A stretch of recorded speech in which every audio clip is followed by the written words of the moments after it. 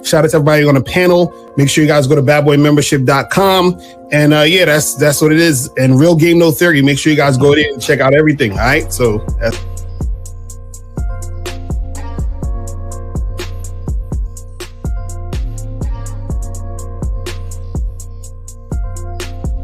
all right, guys, T.D. D. Williams, over 30 years in the motherfucking game. I'm not a part of a manosphere pill and all that other goofy ass shit they doing. So let's get it, guys. I got a question. Put a Q in there. If y'all want to call in, y'all got the number. We're going to chop it up. Let's get into it right now, gentlemen. Okay, we're talking.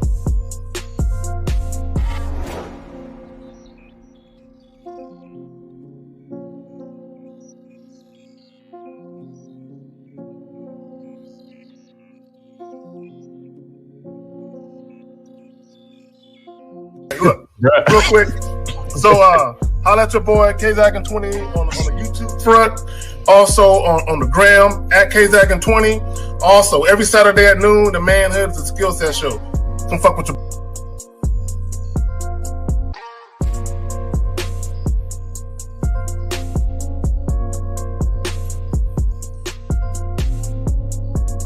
But my name is Mr. 1950. You know, I'm preparing you to prepare your woman to be a woman. Be a woman in your life. I am the last traditional man on the planet, and all I want to do is help you out. You can definitely contact me, Mr1950.com, Mr1950 YouTube, Silverback Lifestyle, Instagram. Just follow me, man. I mean, let's rock.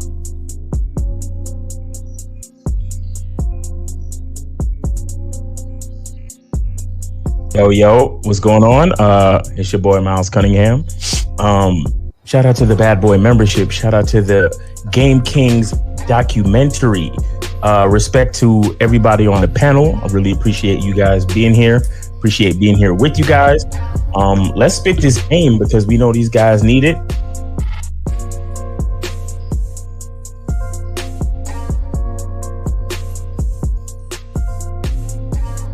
you deal with ain't gonna be a one-night stand, or they ain't gonna be like on the first night. And that's understanding the game too, because if you out here doing your thing, you know it ain't gonna always happen that way. But a lot of times, and this is where we talk about, you guys gotta use your resources to learn more game and understand this, is that when you're out here really dealing with women, right, you're going to experience certain things that's going to give you a whole new mindset of what it actually means to deal with women.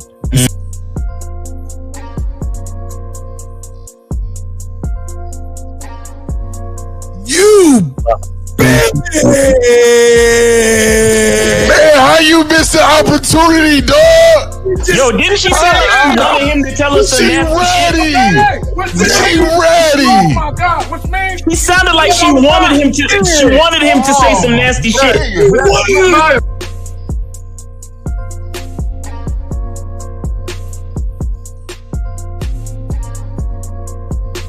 He gotta call her back and tell her, look, so I've been doing this in the past for a long time.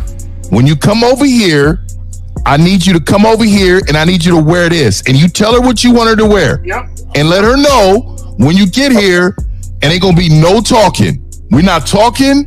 All we doing is enjoying each other. Mm.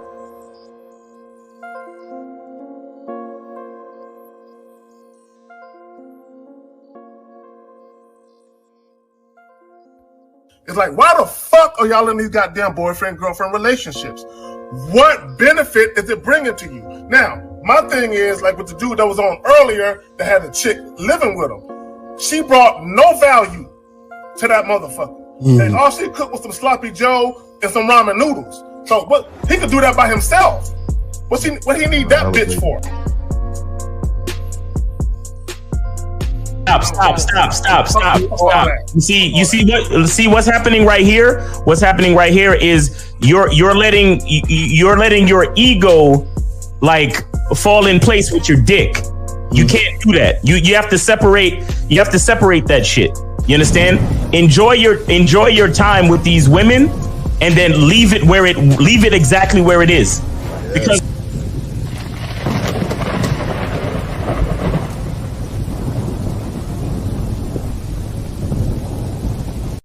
since the fall of the PUA community, community back in 2007, most PUAs ran underground because they had nothing to offer.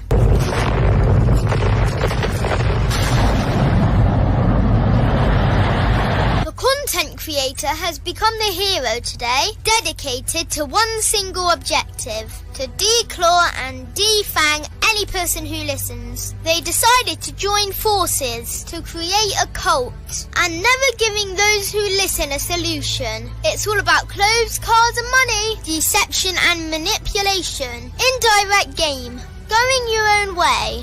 They talk pills and plates. They complain. They blame. Fake it till you make it. I just don't get it. A man doesn't need to lie to meet women. He just needs to learn how to spit flavour in her eyes and in her ears. Thanos broke down the game when he said, as long as there are those who remember what was, there will always be those who cannot accept what can be. Even in darkness, a man can find light. Sometimes the world doesn't need a group of fake heroes teaching lies. Sometimes the world needs a group of anti-heroes to bring balance, order, and truth to the game.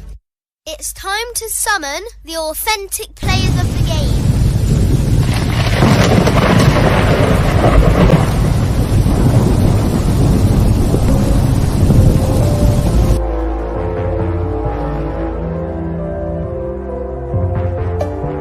Only one group dares to challenge this threat. Gathered together from the cosmic regions of the streets, these anti-villains are hated because they put all the accountability on the man. They know the game will never be about women. They fight for every young man who is trying to learn their family name. Dedicated to truth, keeping it real, and manhood. Get your notebooks out, ask questions, and call in. Don't just listen to the message, become the message. All right, here in full effect. Here in full effect. What up? What's going on, everybody? What's going on, man? Let's get into it. Let's start with our dog Miles in the. Oh man, pop the shirt, Miles. Let him know what's up. Well, we can't hear you. Hold on, we can't hear you, Miles. Yeah. Nah, I was putting it on. You hear you, yeah. Mac Lives Matter. Mac Lives Matter. You feel me? Yes, sir. How did I mute? Because the shirt says it all. You feel me? It says it all. All right, y'all know what it is. K-Zag and 20. Good to be back amongst the fellas, the wolves. You know what I'm saying? So for all you that's in the chat, appreciate you guys, man. You could be anywhere else, but you fucking with us. Yes, sir. Yes, sir. There you, Mr. Locario, dapper and shit. Nah, man. I'm just doing me, man. But shout out to all y'all on the panel. Shout out to everybody in the chat. Shout out to April MC, Unique 79, Joe Blast, all of the moderators, man. Let's get it, man. I'm ready. I'm ready. Oh yeah, absolutely. Stevie D. Williams, man. Hey, we appreciate all you guys. You got a question? Put a Q in there. Call in because we chopping it up today. So let's get in. Let's get into it, man. We talking about how to manage this weird thing. See, this weird thing that those who have game have is a stable. So how do we manage stables, gentlemen? Let's talk it. Let's get it, man. All right. Miles, I already see you ready about to go in. The only thing I was gonna say is that managing the stable is just like you have to double down on what you want. Mm-hmm. You know what I'm and because look, I have like the way I run my shit, and sometimes I'm not even aware because y'all know me, K-Zag can always put me out there. We know you. Mr. Rose Pebbles. I'm a romantic type nigga. So sometimes for some reason I'll be thinking that these bitches give a fuck about me like that. I'll be waiting for them. I'll be waiting for them to call me to set up the date, and then I remember, oh shit, I'm leading the whole shit. Right. Yeah. These bitches is responding to my cues. Mm-hmm. So it's like, no, they're not gonna suggest anything. Like only my main chick will probably suggest, oh hey, maybe we should go here on Friday, or maybe we should do this. But sometimes I'll be looking for that from my outdoor hoes, and I'm like, nah, they're not gonna do it. So I have to remember, look, if I want to do so, if I want to see them this week, then I got to be the one to, you know what I'm saying? I got to be the one to actually hit them up, be like, yo, I'm trying to do this. What's good? Like, you know what I'm saying? Because, and I think a lot of guys, like we kind of forget how much we are in the lead, especially when you have a group of chicks that's fucking with you. But it's like, listen, they're only going to respond to what you put out there. You understand what I'm saying?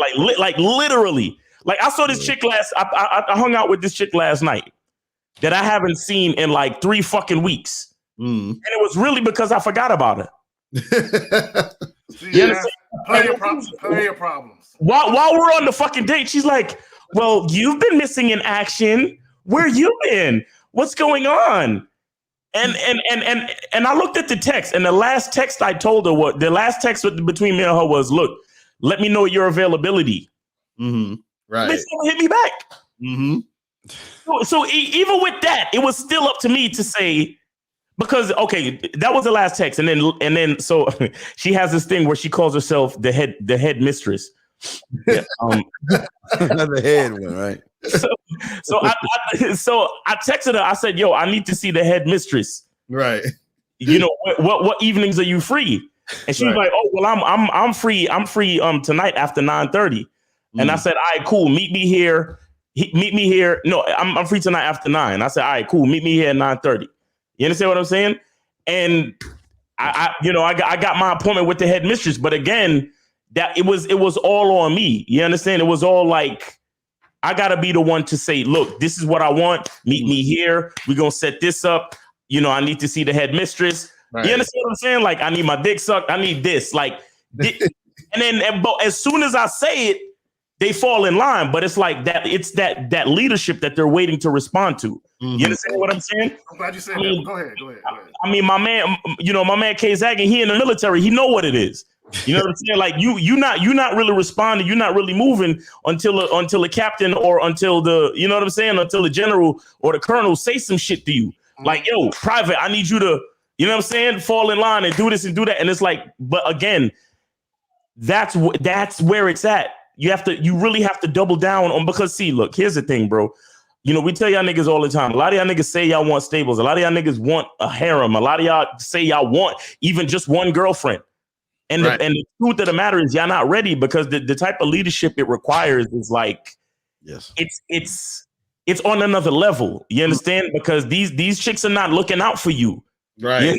Like you got to be the one to let them know what you want, and then they'll fall in line. You feel me? Well, let me say this, right? Because what a lot of guys don't understand, and Miles, you alluded to it earlier, these guys can't even manage one girl. You know what I'm saying?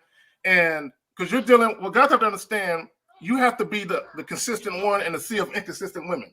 You know what I'm saying? Because like you said, Miles, you know, they're not hitting you up, so they're inconsistent with their communication.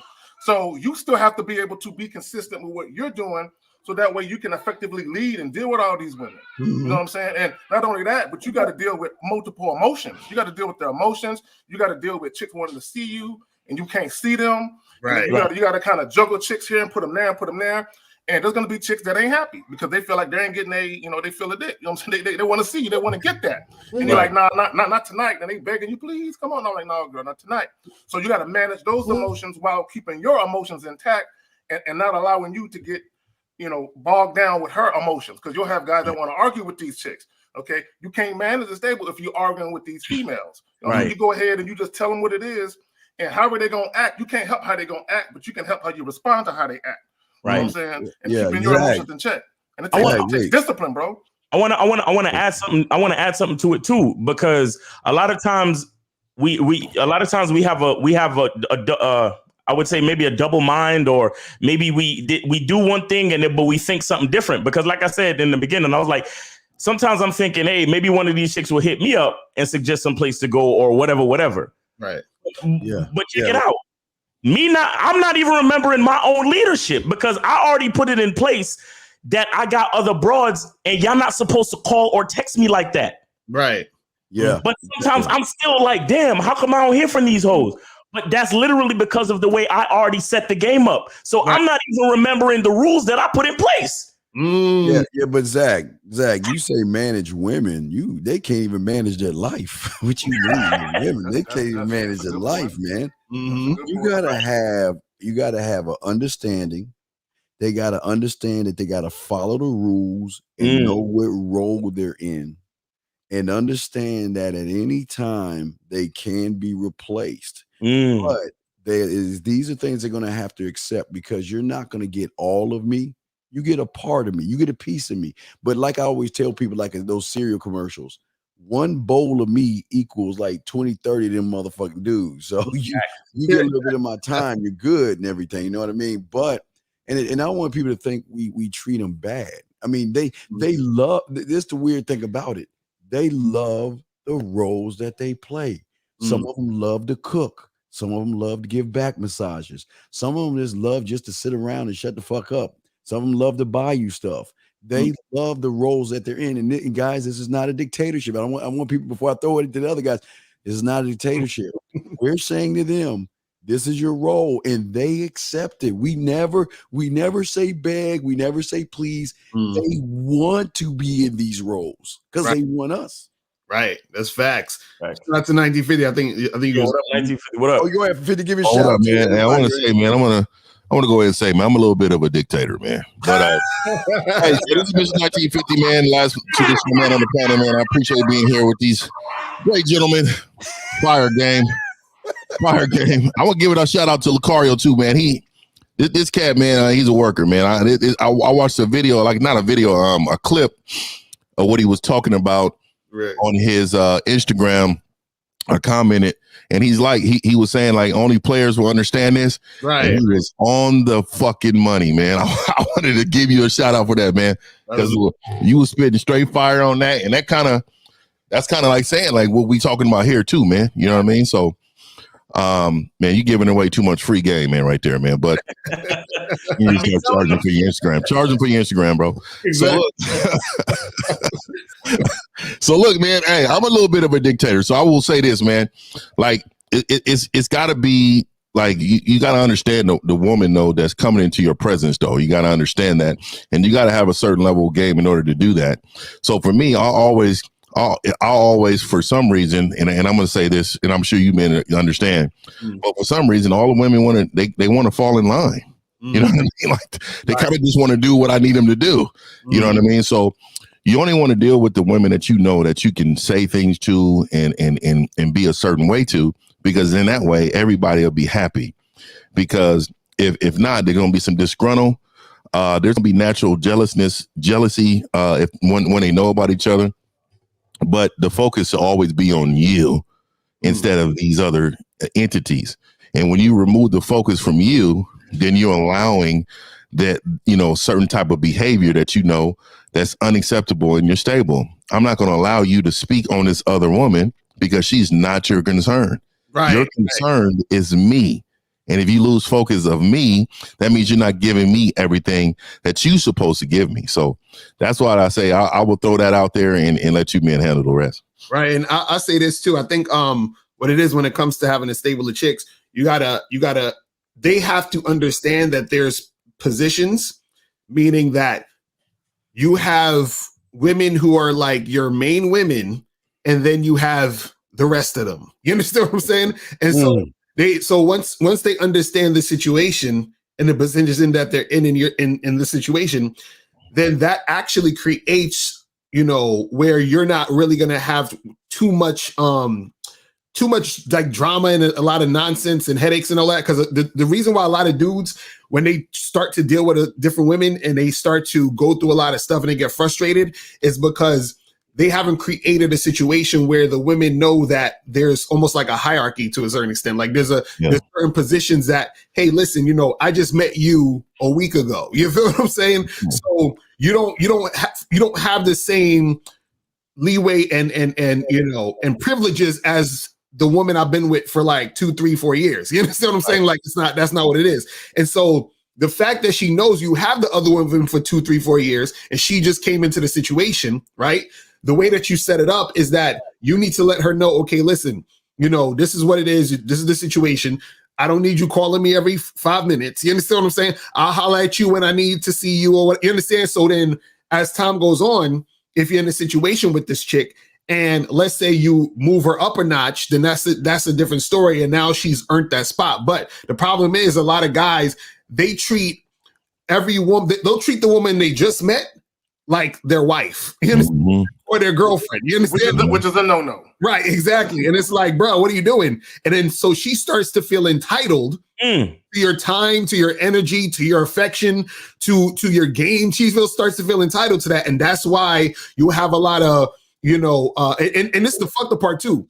A lot of dudes who aren't really well versed in the game, they try to have a stable by lying to women. So that's gonna blow up in your face anyway. So, so the dude, he'll be messing with 3 or 4 girls, lying to all of them, pretending that all of them is the only one. And he's like, yo, why these girls stressing me out? It's like they're stressing you out because you're the one who created the stress. Mm-hmm. You're the one who made the situation to where they thought it was something it wasn't. You see what I'm saying? So that's what it is. And then complain about the time they always take. Go ahead, my family. No, you can. One of the things in the description is no drama. Right. You can alleviate that by just being honest with these chicks, being transparent, and letting them know exactly where all of them stand. Right. Now, you're going to have some chicks, they're going to buck a little bit because they're really feeling you. Mm-hmm. And like you said, I don't know who said it. Maybe it was 50. Where you said there was always going to be some natural jealousy. Right. And it might not necessarily be that they're jealous of the woman. They're just jealous of what that woman is getting from you because they're not getting the same thing. It could be that. But what a lot of guys got to understand, when you that dude and you that thorough, women will rather have a piece of you than none of you at all, which is why a lot of them will still stick around. Right. Yep. And a lot of guys need to experience that. So that way you can understand the power of you. Right. You can understand just how important you are in any equation when you deal with women. I think a lot of guys, they spend so much time trying to keep a woman in place. You know what I'm saying? Happy that they actually relinquish their power. Right. And in that scenario, you're not managing the situation. The woman's actually managing you.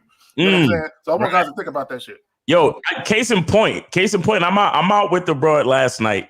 We chilling on a date. You know what she asked me? Because this is after she asked me the missing in action shit. Like, oh yeah, where you been? How you been? Blah blah blah.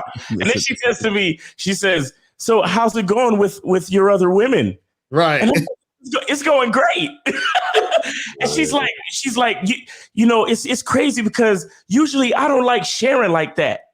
And I'm thinking to myself, like I give a fuck what you like, bitch. Like,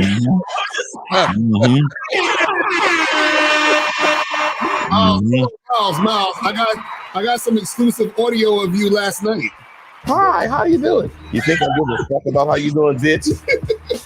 That was you. All I want you to motherfucking do is open your mouth and say something so I can hear how your voice sounds so it can tell me how the fuck to get at you.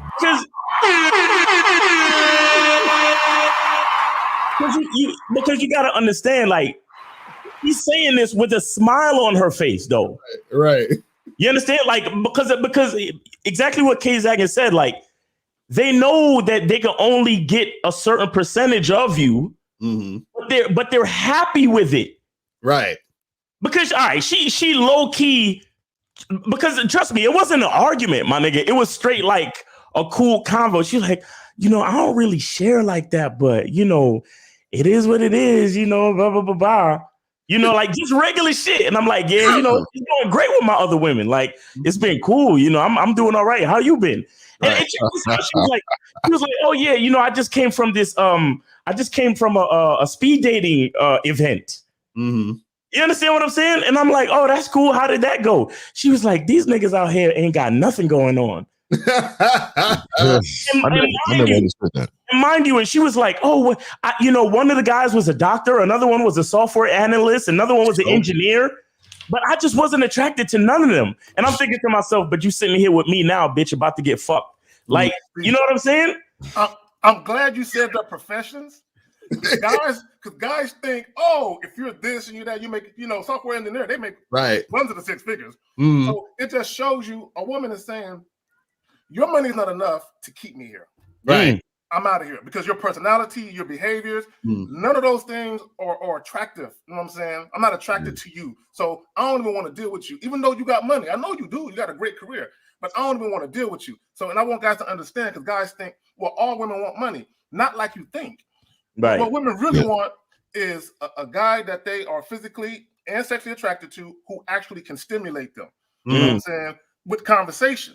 You know what I'm saying? And that's when we talk about this, my mouthpiece and verbal game, we're talking about that. Those guys couldn't stimulate old girl. You know what I'm saying? They ain't got nothing for her as far as their conversation and the way they behave. So that's why that shit is so important, and we push your behaviors as men. Think about that. I was always wondering too on the speed dating, like I don't know how any men participate in that. Like you're just sitting there asking her likes and dislikes. I mean, what type of nigga is that? This is what I'm saying, dog. I don't give a F about that. Right. I will sit there and be quiet. You need to ask me everything you want to know about me and move on, bitch. Yes. Move on to the next. Yes. And if you like me, then hurry up. I'm not asking you your color and where you like to go. What are your hobbies? Man, I don't give a fuck about that. I'm gonna do what I want to do with you. So my hobbies is gonna be what you want to do. Exactly. Right. And you know, we got polls whenever you're ready. We got 2 polls whenever you're ready. I want to say real quick before it gets to go is that I've always heard a lot of guys say they're like, oh, but how do you girls aren't going to go for that, and if you messing with this girl, she's going to not want you messing with that girl or whatever.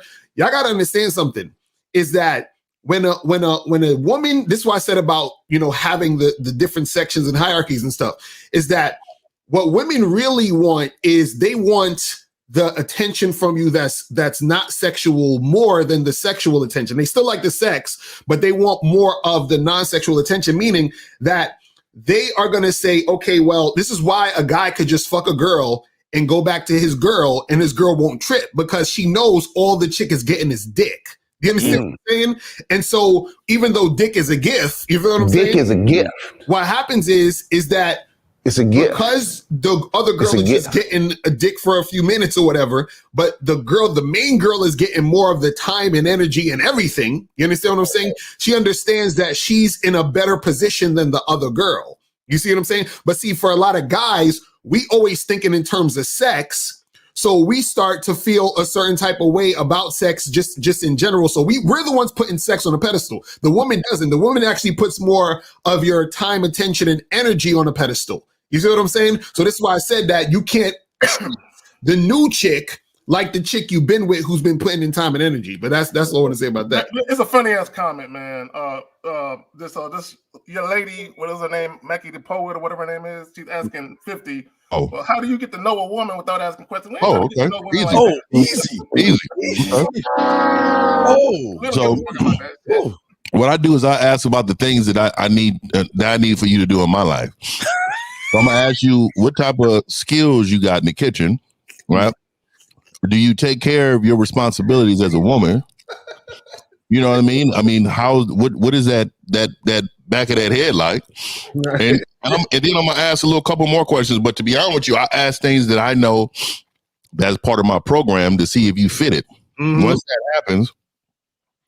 that happens, then we can expand the conversations on some of the things that you may like. So that way, me and you can talk about how you're going to acquire them by being rewarded for them. You know what I mean? So you got to act right in order to get anything from Big Daddy. So yeah, real quick before we answer the calls, just want to say this: it's not about what school you went to and your aspirations and what you're looking for, your last boyfriend, and what I don't know, all that shit. I'm just guessing, guys. Actually, that bullshit. I don't know, but for these men on this panel, it's about your behaviors. What do you bring into my world? What do you bring into my life? Because I'm going to bring you joy and happiness. And like we said before, we men on this panel, if you're dating or living with a guy or married a guy, we're saving your marriage. We're saving your relationship. So we got to do a lot of work over here. So you just got to give us a little leeway and understand that we don't care about that bullshit that the guys on the other side of the street care about, man. Right. Thanks. All right. Let's go to 407. 407, you're on live with the Real Game No Theory panel. What's going on with you? Hey, how's it going, panel? I just wanted to say thank you for having me on. And my question is about manhood. Should I have a goal to cultivate my own mindset? No. With my own standards, my own. No. like everything that's geared towards my own. No. I hope you understand what I'm saying. I understand what you're calling. I understand what you're talking about. I'm gonna tell you why. No. I'm gonna tell you why you've already failed. You can't defeat this up in your head right now. You're too damn weak. You're too damn weak. So the way you've got to do it, like we always say, you got to go over there like turn on a light switch. Your thoughts have to line up with your behaviors. See, a lot of y'all guys want to say, "Well, I'm gonna change," and today's gonna be the day. You're fucking lying to yourselves. Y'all do that every goddamn year, December 31st. When that ball drops, you tell yourself you're gonna be something different than you were. Then you snap right the fuck back. So stop talking. It's like, you ever heard the term "don't talk about it, be about it"? Right. Don't say you're gonna change. Begin the process of doing it versus thinking about it. Generally, what baffles me is everybody should want their life to be a certain way. I mean, you don't need to ask somebody else, you know, what can you do to get the life you want? If you know how you want your life to be, just go out and do the things to make it happen. You know what I'm saying? If you want a situation, caller, if you want a situation where women actually respect you and they fuck with you on the street, set it up so it could be like that. Right. I mean, I don't. To me, I'm just a different type of cat, I guess, because I don't understand why it's so difficult for dudes to say this is what I want out of life. When I deal with people, I want people to view me in this way. So let me behave in a manner that's conducive to me getting what I want. Right. You know what I'm saying? But be real about it. You can't be fake about it though. But be real about it. But here's the thing, caller. One thing you're gonna find out. The more real you are with yourself and other people, you're going to find that a lot of people are going to fall off. Facts.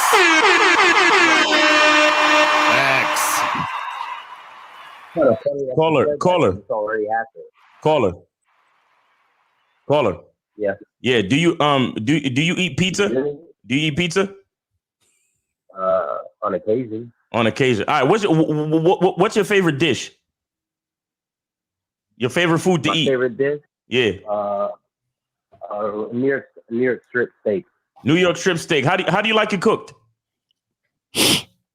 Rare. Huh? Bloody rare. Bloody rare. Okay. So so think of the steak as your life. When somebody asks you how you like your steak cooked, as soon as I asked you, you said bloody rare, right? Because you know how you like your steak cooked, right? So you need to understand that. Think of the steak as your life. You understand? Look at your life and you ask yourself, how do you want your life cooked? Right. You understand how you want to season your life? That's all it is, bro. You know, a lot of you niggas, a lot of y'all think this shit is complicated. It's really not that complicated. At all. Yeah. Somebody asks you how you like your steak cooked. You know exactly how you like your steak cooked. But somebody asks you, so how do you want your life to be? Niggas is it's like, nigga, stop it, bro. Like, and the fucked up part is your life is more important than the fucking steak. Right.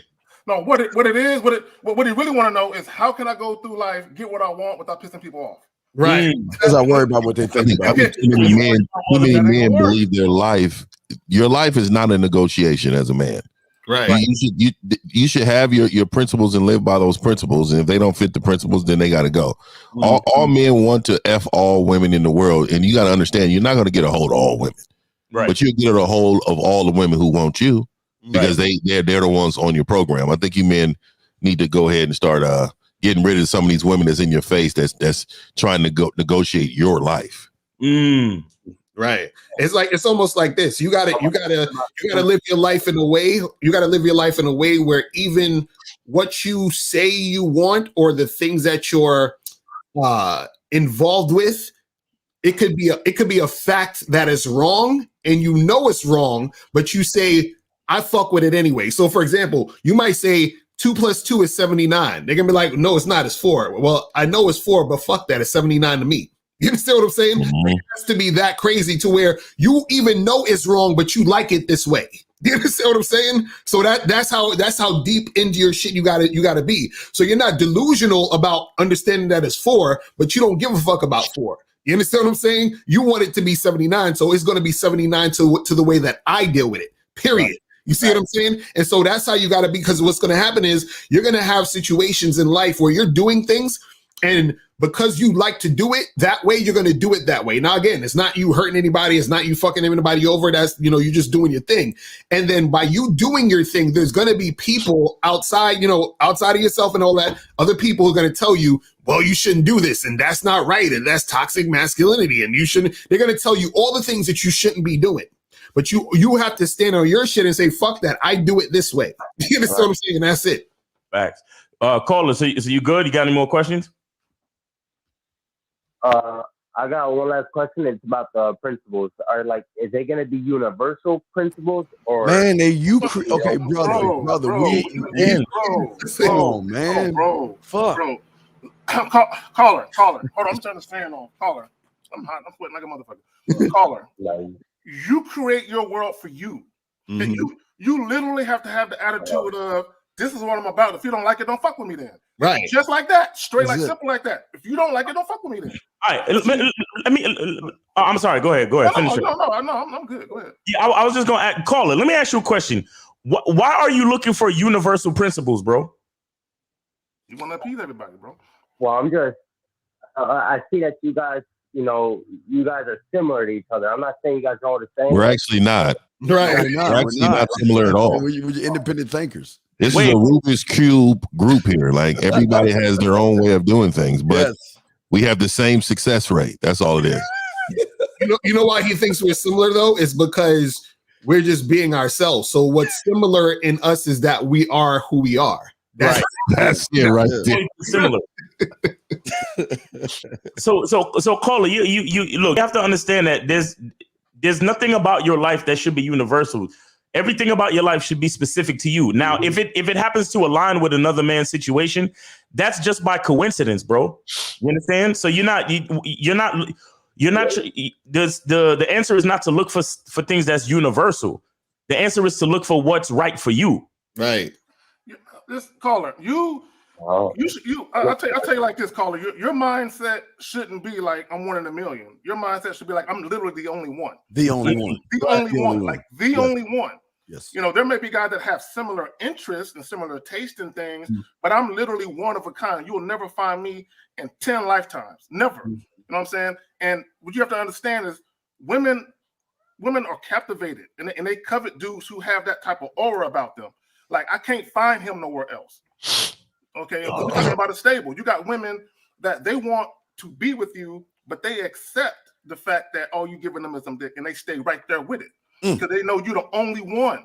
They know if they leave you alone, they can never find another you, even if they can only get a small piece of you. I need you to understand that, caller. Be one of a kind. Don't universal. Ain't nothing about me universal. You know what I'm saying? Like nothing, bro. Come on, man. Right. The only thing universal about any one of us is that there's only one of us in the whole entire universe. Right. Exactly. That's right.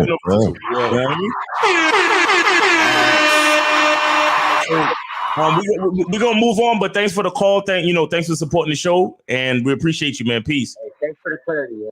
Good call. Good call. Yeah, man. All right, I think we got Nez on here. 111, what's going on? You are on live with the Real Game No Theory panel. What's up with you? And he hung up. Yeah, wait, hold on, man. Wait, 1 second. Hey, T, this is one thing we gotta understand about the game, dog. Y'all don't get. We ain't gonna tell you our receipts. And what we do on the back end, we don't talk about. Look, man, what stays in our universe stays in what goes on in our universe stays in our universe. Who are you for us to answer you? You ain't nobody. So, brother, worry about yourself and learn how to get a stable of you first, and then start to build. But you can't come to men like that, man. They would smack you down. I mean, Locario said it again on his Instagram. He was like, men look at certain things and think it's unachievable. Right. Exactly. So when he's asking these questions, he's like, these dudes really do that? Right. Like, come on, bro. That's also the thing about being discreet. You know what I'm saying? Like, yo, I was watching a Breakfast Club interview. It was a rapper. I think it was I forgot the dude name. One of these like Chicago rappers, and then there was another rapper named Lil Durk who was on there, who's like his mentor. So Charlemagne asked the dude some street shit. and the dude was about to answer. And I saw it. Coughed, and he said, he's looking at him, shut the fuck up, nigga. Like, what you telling all your shit for? Right. So certain times that you got to be discreet, because being discreet is the part of the game that keeps the shit together. You see what I'm saying? You know what? Because bad boys move in silence. So get on that bad boy membership. You feel me? Oh shit! Like that. I saw that interview. Yeah, I was like, you knew it when you saw it, because the dude looked at him and he was like, "Yeah, right. you're right." And they didn't have to speak no words. It was just that cough. Right. And that look. And he was like, I got you. I'm shut up. All right, 475. You're on live with the Real Game No Theory podcast panel. What's going on with you? First and foremost, peace to the gods. Been a long time. Chai Alpha. What up? What up? Get checking in. All right.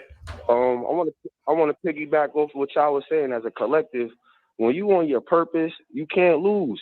And first off, for my fellas out there listening, when you have your own foundation, you can't lose.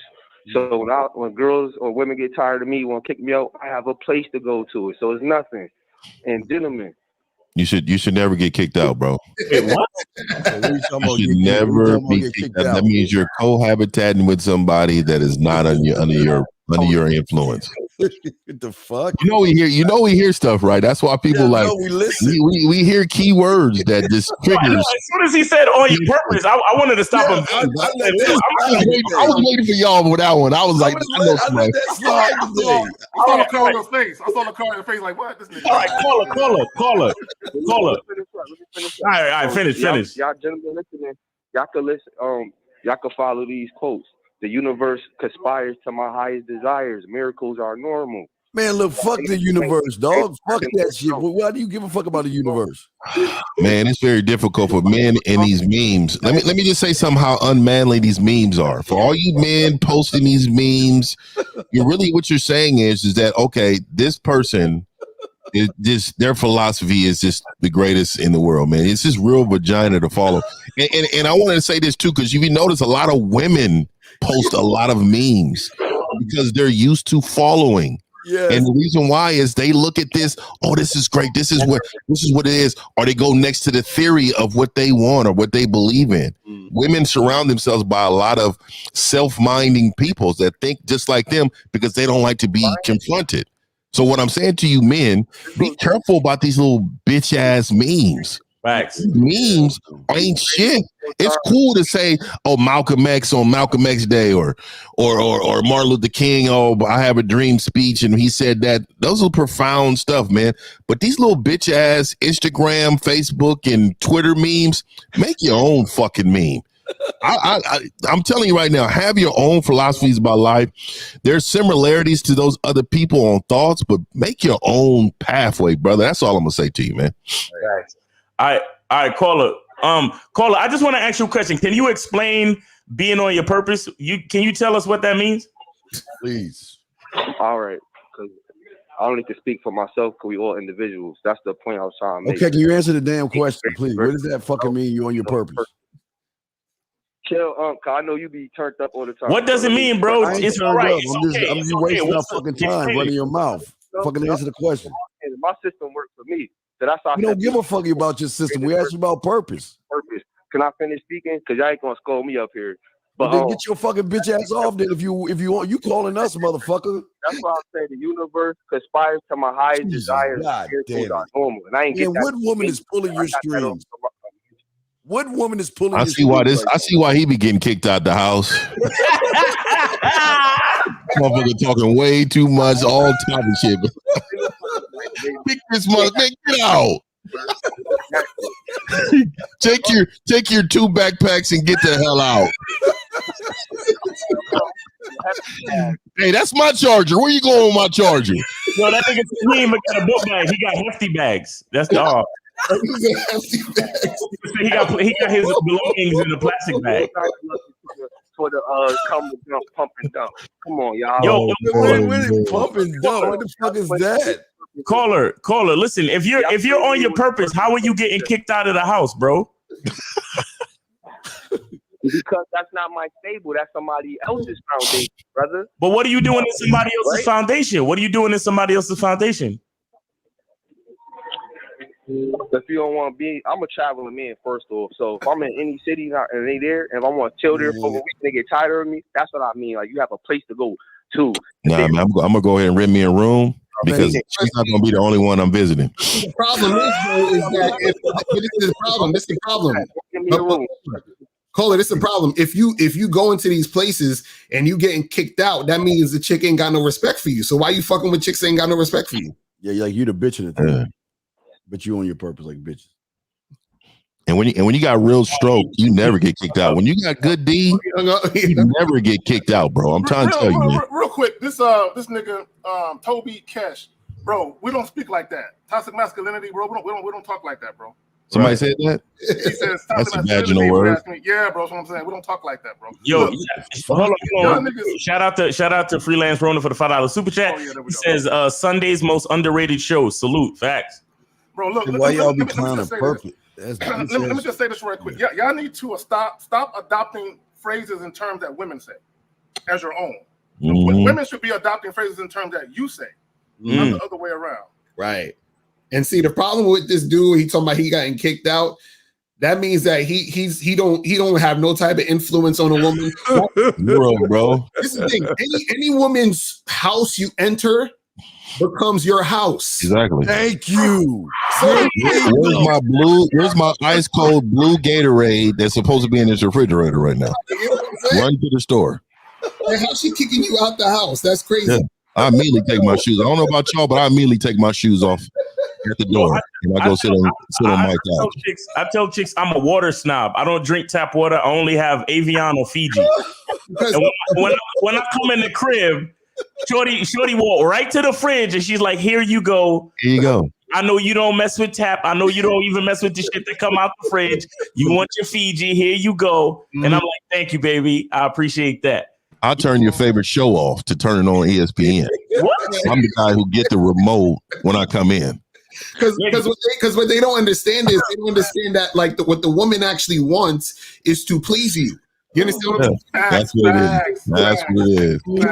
That's what it is. Well, she don't give a fuck about you and she don't respect you because she's supposed to be like basically on some, hey, whatever you want, whatever you like, whatever's gonna make you comfortable. It's like she wants you to stay. So a woman who's feeling you never wants you to leave. Right. Wait. She want to make you comfortable. So right. you'll stay. One second, gentlemen. Sir, okay, this is why you gotta learn. This is why you lose, and you gotta understand why everything we're doing is helping these motherfuckers. I guess you want us all to say, yeah, you're right. The universe is a beautiful place, and your purpose is this. See, this is why you motherfuckers lose because you so busy listening to bitch ass YouTubers that's coddling your ass. This is this is how men act. If you want rosters, this is how you gotta be. And if you can't handle that shit, 3 doors down and to the right, you in the wrong class. And this is what I'm saying. I don't think men like when this right here, this little comment right here, statement. This is what I'm talking about too, man. It's men being emotional, right? So this is something a woman would say. This is actually a woman's response. You're being too hard on me. You're being too hard. I'm like, people need help. Like we are helping.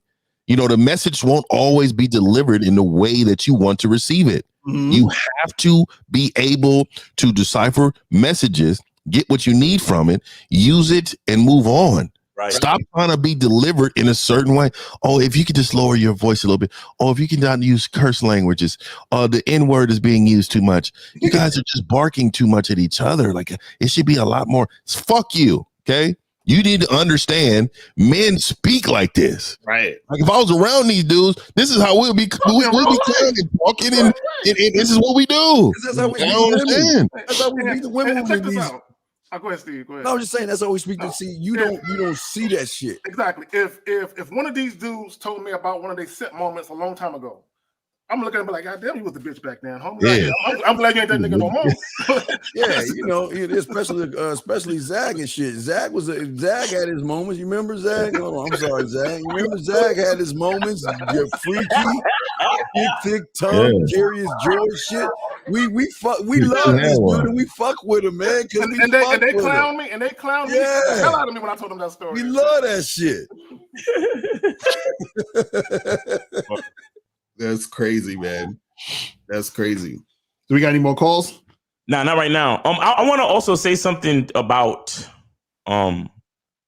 just the title. And I don't know if this was done on purpose, but if you really understand again how language works, right? Everything is in the title, right? Everything, all the information is really in the title, right? How to manage your stable, right? What's really being said, if you break it all the way down, is you have to manage your own stability. Mm-hmm. Right. Because when you become stable, when you run your game, look, I just told y'all that sometimes I be going against my own game, but I run my game so fucking tight that I can't even fuck my game up. Exactly. Right. Rewind if you forgot what the fuck I said, or if you ain't hear what I said. But go back to the beginning. But anyway, what I'm trying to say is, like, a lot of you guys want a stable. You want a rotation. You want different chicks to fuck with you. Something like this can't be accomplished until you know how to manage your own stability. You understand? Meaning the stability of your own mindset, the stability of your emotions, the stability of your behaviors, the stability of, like we was, talking to the other caller about how you want your life to be. Right. You understand? You are the architect. You are the engineer of this thing we call life. And until your shit becomes stable, you can't have a stable. You understand? Because chicks want to, like K-Zag was saying earlier, they want to fit in a certain role because they know, okay, well, I can only have this much of his time. I can only have this much of his situation, where it's like, well, that's the role I play. I don't call him that much. I don't text him that much. I wait for him to hit me up. And then I go to him when he wants me, because that's the role she's in and that's the role she wants to be. And it's stable. Because what a lot of y'all cats don't understand about, like, what really makes a woman feel good about fucking with a dude is that she can depend on you for something. A lot of you cats is so all over the place. Like she'll like the last caller, she'll go to his fucking Instagram and she'll see memes upon memes upon memes, and she'll see some memes that contradict other memes, and none of the memes that he got on his fucking Instagram was created by him. So she don't know what this nigga's about at all. Exactly.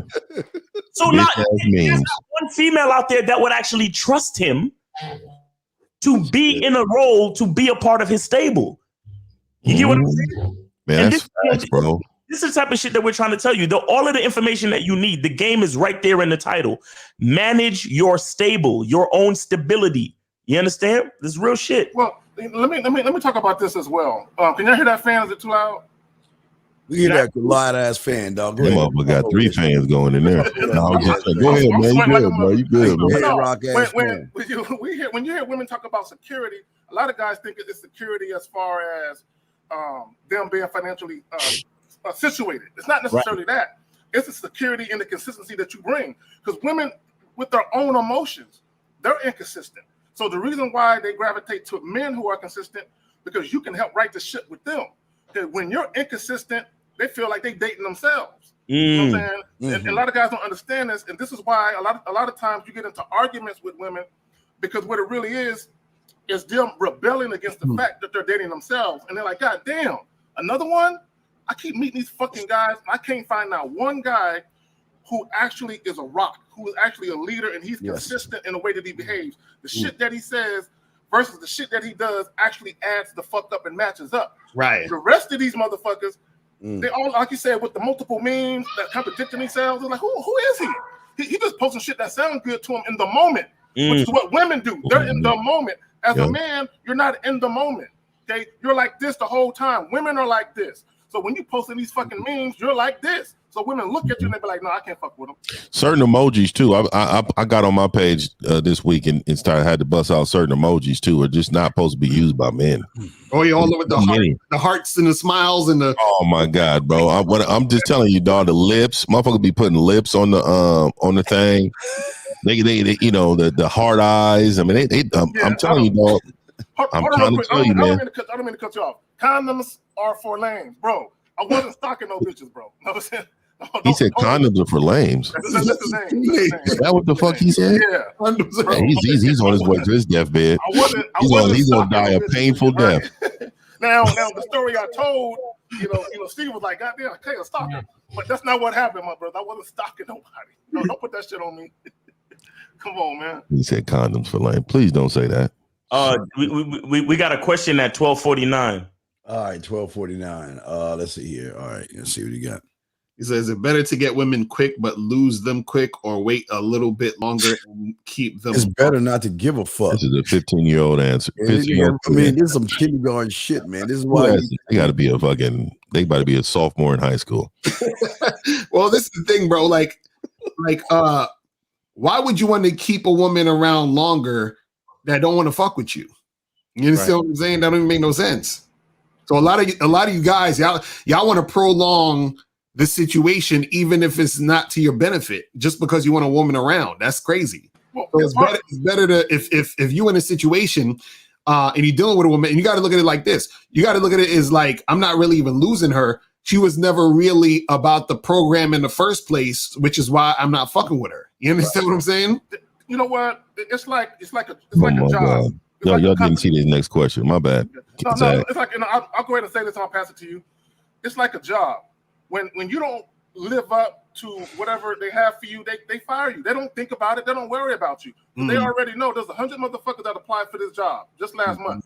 Right. So we're going to call them up, and as soon as we move you out, we're going to move them right in. Your desk, you know what I'm saying? It ain't going to collect no dust on it. It's going to be somebody sitting at the motherfucker tomorrow. You know what I'm saying? So with these women, part of managing a stable is understanding when to cut bait. Once a woman starts to be disrespectful and you can't turn it around, you got to let her go. Once a woman starts bucking the system and making it difficult for you to manage her, you got to let her go. If a woman just wants to leave, if she just wants to leave because she wants more than you providing her, you got to let her go. I'm like, all right, well, the door's always open when you want to come back. As long as you know the role you left is the role you're going to occupy when you come back. Lord, wherever your Lord name. Yeah, this is first, Lord. Look, this is what I want you to do before we even answer that question. Please change your picture. Yeah, I'm about to say, man, that picture, your picture represents you as a man. Come on, man, y'all got to be better men. And look at this. Is it unusual? What?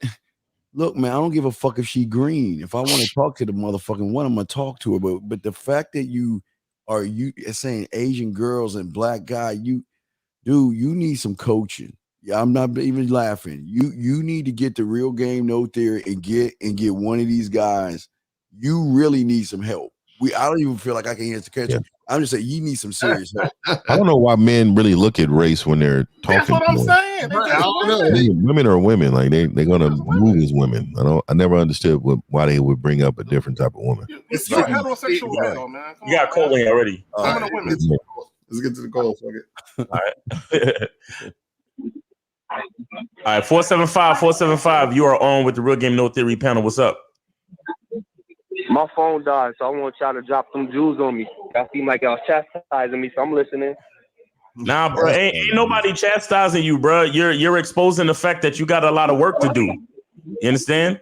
You talking about being on your purpose and you don't know what that means. You talking about getting kicked out of a female's house. Like that's not how it works when you understand the game, bro. You understand? And it sounds like you in somebody else's house right now. What's all that noise in the background, my nigga? Yeah, my nigga, you right. You gotta control your environment. If you can't walk in the living room and tell them motherfuckers to turn the television down, you're on the phone. Or they should have respect for you when soon as you pick up. Everybody should look your way in order for some instructions. No gloves on. They real doing work, and Ice Turner. I see results dealing with them. So. Oh shit, man! I'm really just trying to. What we trying to do is really. It's kind of like your dad. When you get a certain age, we stop using the belt, right?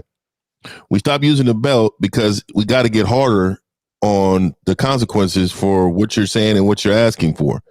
Like you can't call in and say things and expect for us as men that experienced not to come at you, even if it's unpleasant for you, because this is how we man you up. You should be, you know what, man, these dudes is hard, but they right. They coming at us. We're not going to rub your belly and your back like your mama would.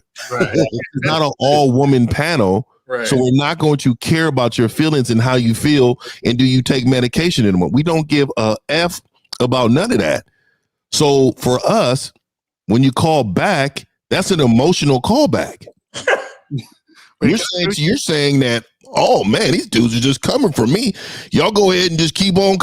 Dude, that's too emotional. Like you have to, I would have sit right there, took it all in, wrote it down, and said, you know what? What these dudes are saying is right. You guys need to take advantage of experienced men. There's not too many. There's not too many experienced men. And so when you guys see it, visualize it, hear it, understand it's not going to always be served to you like you want it to be received. Right. Let me ask the caller a question. Caller, did you know your father? No, he actually hung up. He hung up again. They told his ass to get off the phone. You don't pay no bills around here. You don't pay no bills around here. It makes me wonder when these guys get all butthurt. It makes me wonder, did they know their father?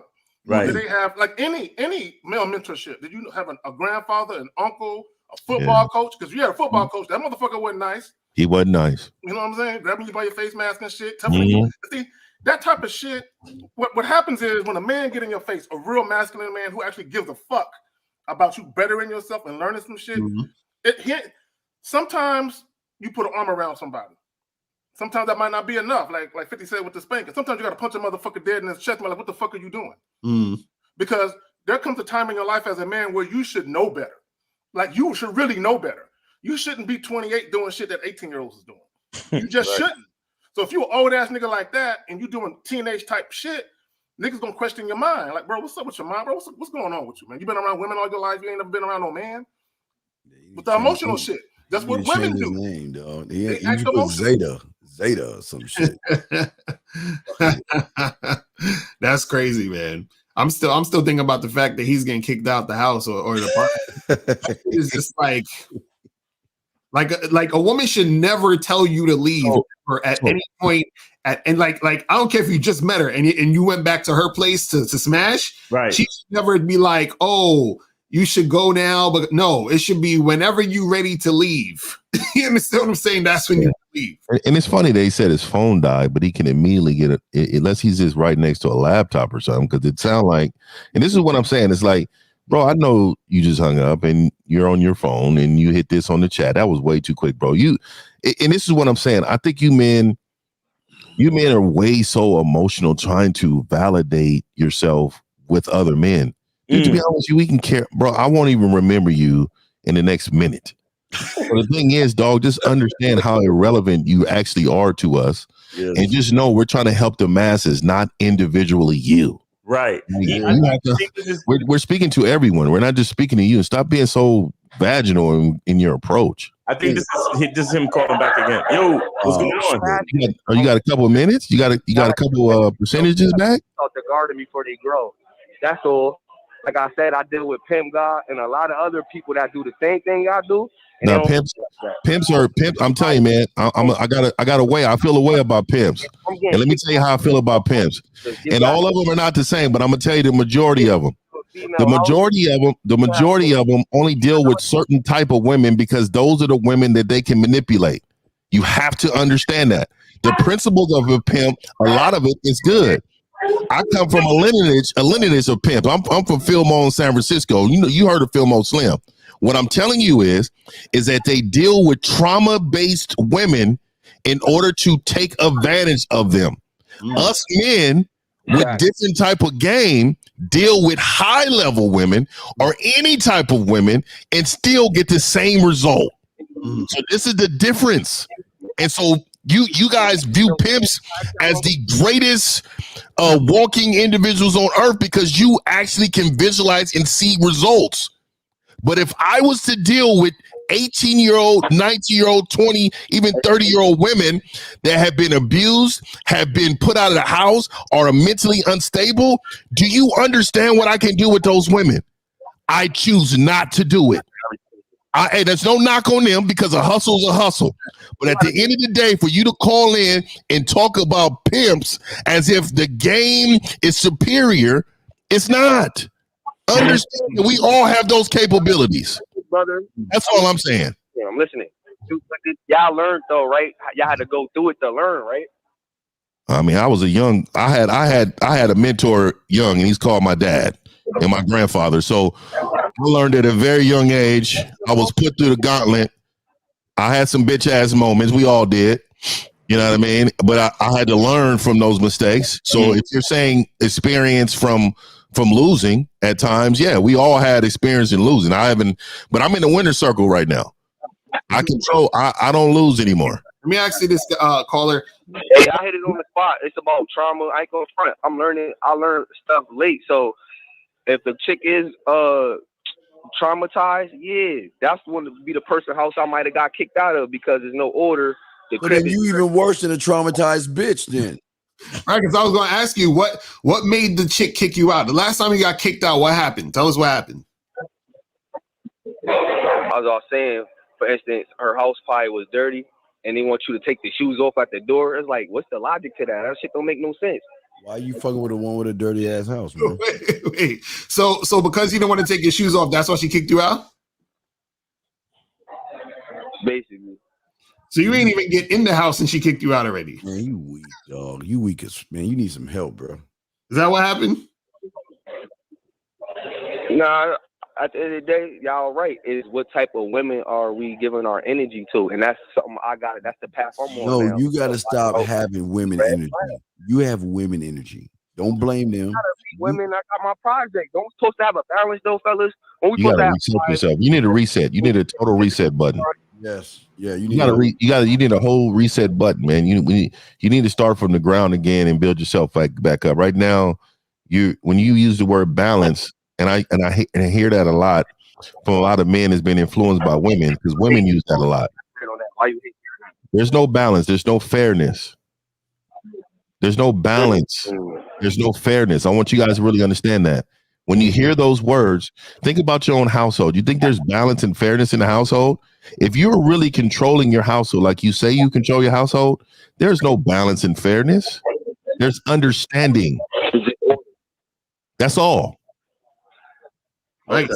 See, the only balance you need to have is within yourself. And then, That's it. And then through that, that's when you create situations for yourself that's going to benefit you. And then by doing that, it's going to benefit everybody else because relationships aren't fair. That's the thing that people got to understand is that at all. It's not 50-50 relationships. You see what I'm saying? No. So when you talk about how a girl kicked you out the house because you don't want to take your shoes off, and then you're like, well, I don't want to take my shoes off because the house is dirty. You got to ask yourself, why am I fucking dealing with dirty ass chicks in the first place? Yeah, for real. That's already an issue. You see what I'm saying? I ain't gonna lie to y'all. I'm sure in my testimony, it be safe havens in different towns. So it's like safe havens. Like, emotionally safe? You mean emotionally safe havens? It's really funny, man. Men don't really use the word safe. Just killing itself. Just think about that. Just think about how many times you need to use the word safe. What do you mean by safe haven? What does that mean? My choice of words. It be females that I know, not necessarily females I could be fucking. It could just be a female friend, but at the end of the day, like you said, why are you being around these type of women? So that's the path I'm on. Exactly. So, like, I think Locario had a great question, man. I would like for you to answer. Peace to Locario, too. Can you answer his question he asked?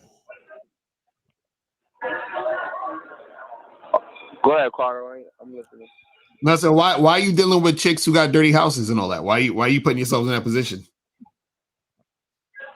I was just using using that as a prime example. It's not more. We don't do prime examples. No, but I'm saying, why do that? That's my question. Why are you putting yourself in position to deal with women who are in those positions? Why are you dealing with those type of chicks? Yeah, he in the shelter, dog. Giggle. Huh? What happened? He said he's in the shelter. Hey. Nothing serious and big, but hey, you want to smoke, you want to chill, like little stuff. It won't be nothing crazy. Oh, you better start smoking in the game. Well, caller, let me ask you a question. Are you homeless? Yeah. You're not going to get any pudding. Are you homeless? Who's that motherfucker who beat them kids? And the reason why I say that, because I knew a brother just like you, bro. And what he would do is he would meet chicks and he would come at them real hard in the beginning, he didn't have a place to lay his head at. But what ultimately happened was he was still trying to go out and deal with other chicks, so chicks would kick him out because of that. And then one of the new chicks he met, he'll go hard with her so he can have a place to stay. So he was bouncing from crib to crib to crib because he didn't have his own spot. Is that you? Oh no, I already told y'all from the jump. I said the reason why having your own crib is essential is like if somebody want to kick you out your house, you have your own. No, I'm asking you, do you have your own crib? Yes, sir. 2-bedroom roof, homeowner. Okay, that's good, man. I'm glad. So that means you have enough money when you go out of town to get you a hotel, so you won't have to deal with women if they're not meeting your program when you enter the city. And also keeps your options open for a lot more fun, right? At the end of the day, like you said, I need to give my time and energy to prestige women, because like T.K. Kirkman said, who the fuck said you had to deal with a single mother? Dude, listen, man. Look, dumb motherfucker. I don't know who that guy is, as you just said, but this is why you're such a fucking loser. All single mothers are not equal, you dumb motherfucker. Do you understand that? Do you? Yes, you smart ass motherfucker that got no flaws. Yes, sir. I'm listening. What else? This is why you lose, man. You don't know how to shut your bitch ass up and listen to shit, man. You're wasting my time. That's why I ain't saying shit. What you'll learn about this stable shit that's gonna help you. We don't like wasting our time with bitch ass shit. Different light, big bitch told me, so I am a bitch then. Cause I looked up too, like, yo, his game cold. But since we doing the name calling, thank God I know I am. I'm just telling you what it is, man. You just wasting our time, man. That's how we deal with women and shit. We deal with you the way we deal with women, man. You wasting my motherfucking time, dog. So let's go to FCTG, whatever the fuck you want to. Stop coming over here crying. What you doing for the community with that said? Because you consider yourself a black man, right? I work for the community. Yeah, don't get me on that. I work for the community daily, my man. Every 6 days a week. Black man, yeah, every 6 days a week. I'm with 98% black kids, young men and women that I influence on a daily basis, and they love me. That's an emotional lash out, young man. You lash out. The comment at 106. Let's put up that comment. That's hilarious. Are y'all black? Y'all African American? Cause that shit mean dead. So I understand why the energy is what it is. You know what? What do you do? Are you my daddy? My daddy wanna. Man, look, hey, young man. You know what we do with women? Hey, you know what we do with women that talk like you? We just hang up on them. You know what we do with women? You know what we do with women like you? We just get rid of you. You're fired. Yeah. And I love. I don't know who this young lady is. If that is a lady picture, I don't know what that is, but if you can call in, it's really good because women are like keyboard warriors, and they're so good at texting men and talking big game. But when you get in the presence of a man who wants to smoke, you tend to tuck your tail and leave. and see, this is where the problem is. I think you women, I'm just reading it, right? Like, wow, this is unbelievable. That's emotional, right? And then when you say foolishness, is because she doesn't understand the message, right? And then what's being discussed, you know what I mean? Like, now she's questioning, why are we talking about it? Right. There's so many women verbs. I mean, there's so many women that communicate like this that you men need to really read through what they're actually saying and what they're going. I know you got something else. Yo, 50, be careful. All I'm saying is be careful, because I can't tell if that's a trans man or woman. Yeah. Right, so you gotta be careful about what you see the picture's only from the neck up, so I can't really I can't see the Adam's apple. I can't see nothing. So be careful which pronouns you use, because they ain't got no lenses. They ain't got no lenses in them glasses. Right. Well, what I'm just saying is there's no knock on this person. See, I said a mouse person. Right, exactly. There you go. Okay. This person here, it looks in its mouse. It's 40s. Okay. Thank you. I'm walking that line. Yep. It's 40s, and it mouse may have been on the blunt end of what we're talking about, and it might be or might be upset that we are talking about it. Right. And that just was a dirty house that he that he didn't want to take his shoes off. I'm just telling you, this is what happens too. Well, she heard a man in distress, right? He was in distress, and this powerful being is coming to his defense. And see, this is why I want to show you, men. This is what women have been doing for a long time because a lot of you are weak. Most women, well, the good women, they won't even have anything to say in regards of what men say in men's spaces, because they know that, okay, they are getting rid of the weak and building up the strong, right? You men are so weak that you got women coming to your defense. This is what's going on. She's coming to the defense of this weak man that was in distress, but it just called in. With no real argument, too. Coming to the defense with no fucking argument. But we got a call coming in. Flawed life. Call in. 616, you are on live with the Real Game No Theory panel. What's on with you? Hey, this is Linda. I'm the one that typed the comment. Wonderful. Asked me to call. Let's get this going. How you doing, Linda? I'm good. How are you guys? I'm actually wonderful. So now we can put a face to I know I can hear feminine now. So let's get this going. Let's what is your comments? So I'm listening, and don't get me wrong, I respect everybody's opinions and views and however they want to look at life, relationships, or whatever the case may be. But I think sometimes it's a fine line that you get to where you can start devaluing the value of a woman. No, we're not doing devaluing. You should value a woman based on having multiples. Well, no, her being on the roster, ma'am, her being on our roster brings value to my life. So why would I devalue somebody that's bringing something to my life? We don't devalue women. So and I'm sorry. Here's my question. I'm sorry, I don't mean to cut you off, but here's my question. So you have these young men calling in, and you guys are laughing at him because he's having to be kicked out or walked out. Yes. I mean, there's no humor in that, because here's the thing. In your emotional, ma'am, real quick, in your emotional world, there isn't, ma'am. You gotta understand, you're not a man, so you don't understand how men behave. You're coming from an emotional position. You're not a woman, and you don't understand how women behave. I don't need to understand. We don't understand it because we don't let me tell you something. Women behave how I need them to behave in order to be in my life. No, you're not their father. You're not. No, I am their daddy. That's where you got it wrong. And see, this is why I love this conversation. I am their father figure. That's the influence I have on the women that's in my life. They look at me and even call me daddy at times. Every woman has I am the God in their eyes. Nurturer. I am the person who watches over them. I protect them from themselves. I also control and give order to the household. I am daddy. Okay. Daddy.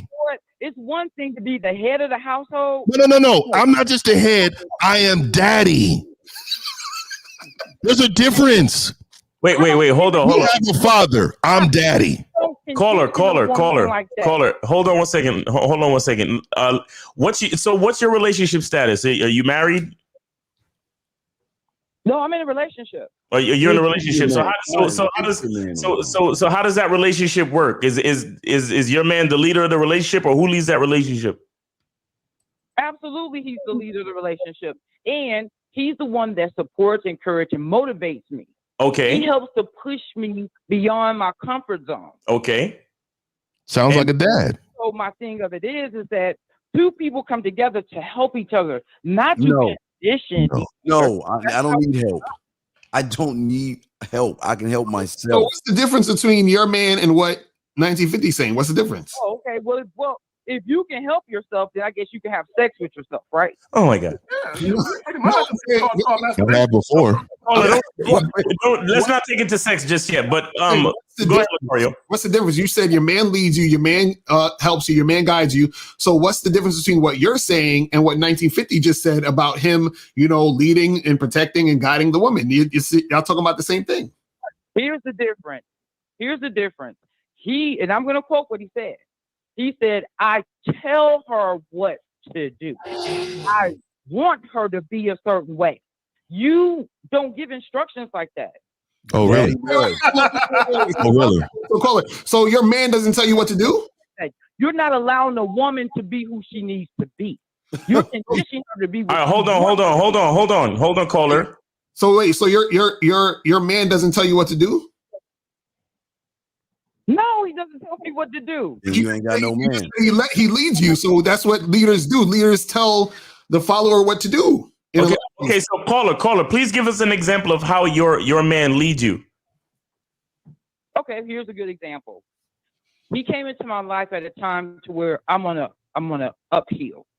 Now I've already created the blueprint for the direction I want to go, but he helps to push me beyond my comfort zone so that I can go. Okay, so give us an example of how your man leads you. Give us an actual example of how your man leads you, please. Like specifics. He leads me by being transparent. He leads me by give us an example. Give us an example. Give us an example of a conversation. Like a scenario. Put him on a phone or something. A scenario of him leading you, please. Oh, okay, that's easy. So when it's time for me to make a decision about something, I go to him and get his input so that I could be clear on the direction I need to go. Is it a decision on what you're making for dinner? Then also, you shouldn't be making those types of decisions. Well, here's the other thing. When a chick comes on to him, which I know is going to happen, he's comfortable enough to come to me and say, well, baby, listen, this is what happened. And I'm cool with that. He doesn't have to, nothing to hide. Is he there right now? Is he with you? No, he's not. Where's he at? He's not with me. And I don't need him to be with me to have a conversation with a multiple group of men that I feel is being very. How long have you been with him? Real quick, how long have you been with him? How long have you been with him? How long have you been with him? I'm sorry? How long have you been with him? Over 3 years. Okay, let me ask you a question. Have you ever asked yourself why you don't have a ring on your finger right now? Because I don't want it. Okay. Oh, okay. So that was your decision. That was my decision. So that means you're running the relationship. He's not leading the relationship. You're the leader, man. You are the leader of the relationship. Ma'am, you're the leader of the relationship. He's just there. He's a consultant. He's not a placeholder. Man, no, he's not your man. He's a consultant. But why would I let a man force me into force? It's not about. That's the thing. Why would he need to force something that you should desire in the first place? What desiring to be with this man like that? You married? Yes. Are any of you married? Yes. Okay. Yes. When you made the decision to get married, did you just say, "Oh, I'm gonna hit you over the head with a club and we're gonna march"? I don't need that. We've role played that before, but I don't. That's what I'm saying. What happened was the woman that we're with wanted to marry us, and we said, "Okay, we'll marry you when we're ready to marry you." Now, what you're saying is that you're with this guy, and you're saying, "Well, I'm gonna wait till I'm ready to get married." But that's what I'm saying. Why don't you want to marry this guy? Why don't you want to give your all to this dude? Because we both came to a mutual understanding that we're not ready for that part of our lives yet. 3 years, get the man. He just. I don't really. But let me ask you this question: if I met a woman, like I'm single, and I met a woman, and the woman wanted to have sex with me, right? And I said to her, "I'm not ready to have sex with you." Do you think that I'm just not sexually attracted to her? Well, like, what would you think if a guy says, I'm not ready to have sex with a woman? What would you think about that guy? Do you think he's interested in her or not? Okay, he could be. He's just not ready to venture into that physical realm with us. Man, this is comical. so let me just. This is Mr. 1950, okay? And let me just say this. I'm going to say this real. Like, this is Mr. 1950. I want you to know exactly who's telling you this. Hold on. Please. I want you to know who's exactly telling you this. Okay, this is Mr. 1950 telling you. Okay, so what I need for you to understand is that a lot of women who have been with men and they have no desire for this man to get married to this man, then most of those women are unfulfilled, and they're unfulfilled because they know that this man is not leading the way that he should be leading enough for her to want to follow. See, I'm gonna tell you right now, this is what it is for me.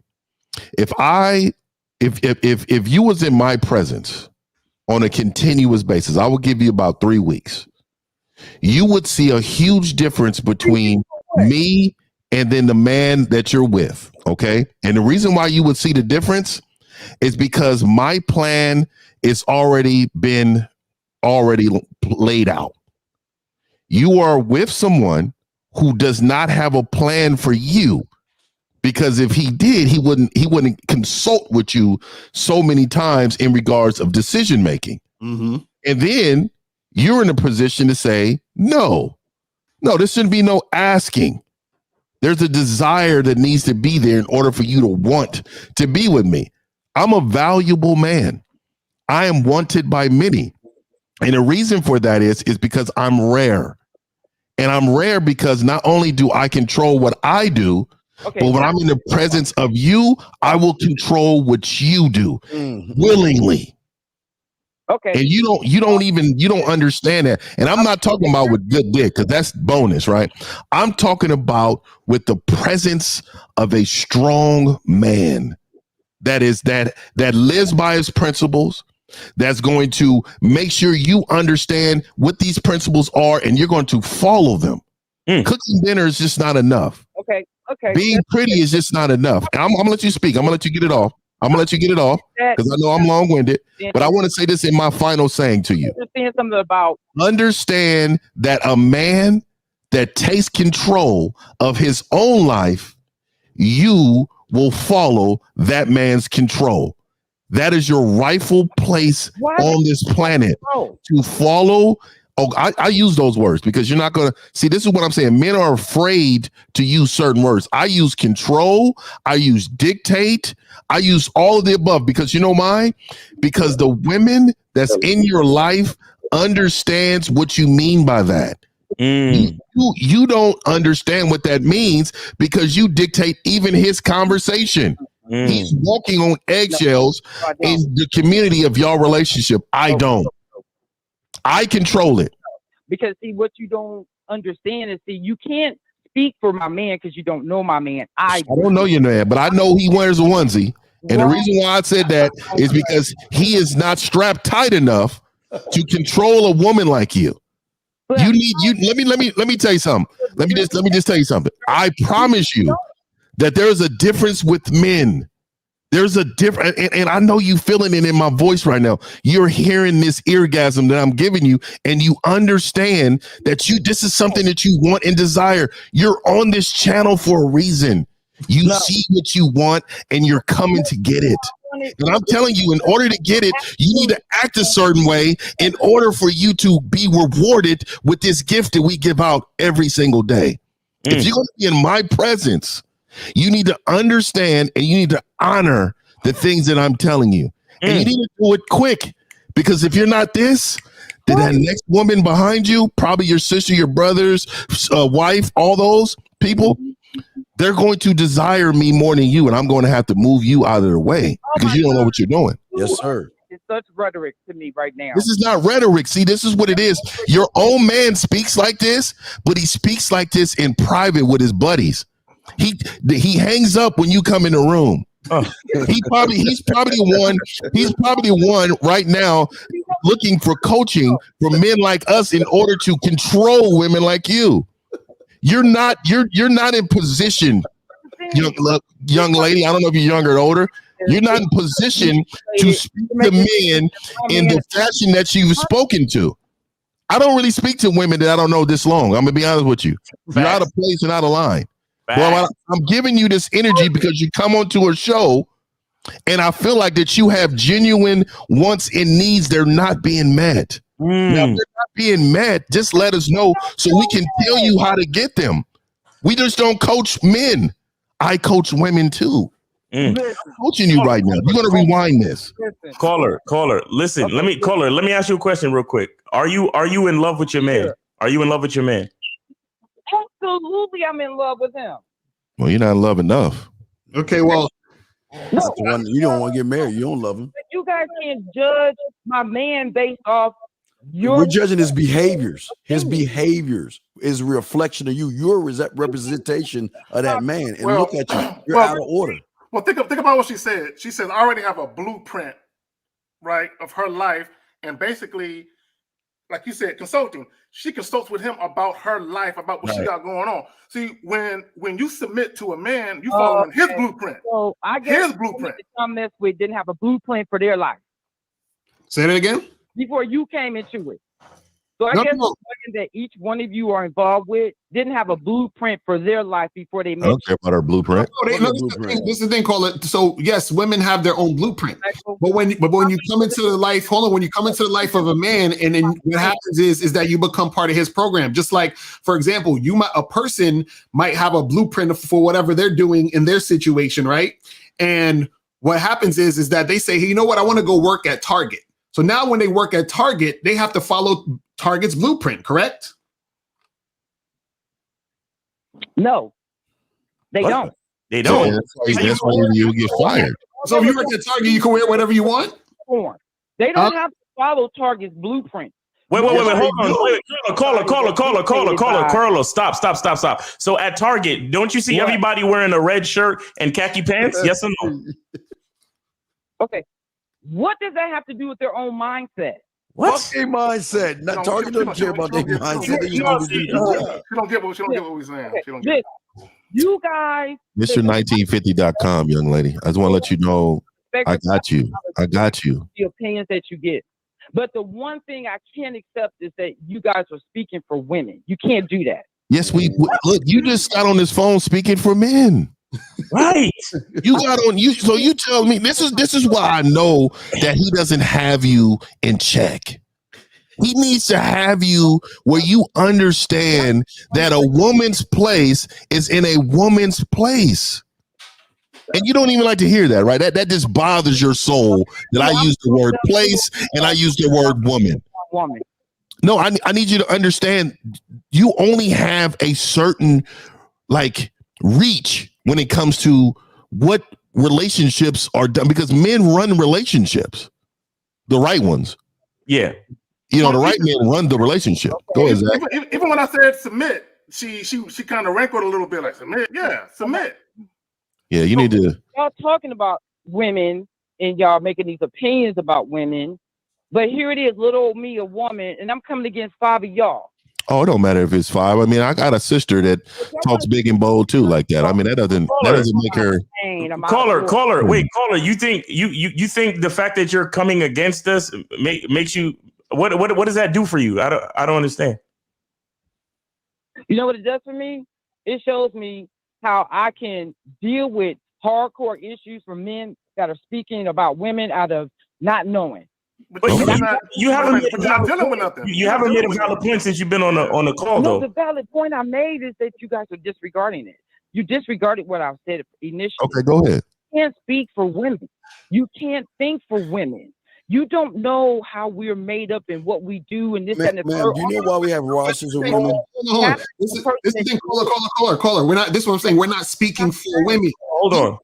Because I think she's confused. We're not speaking for women. We're saying that if we have a program, my program is A, B, and C. So when I talk to women, I say, "Are you down for A, B, and C or not?" If you're down for A, B, and C, I'll deal with you. If you're not, I won't deal with you. That's what we're saying. We don't care about how women think.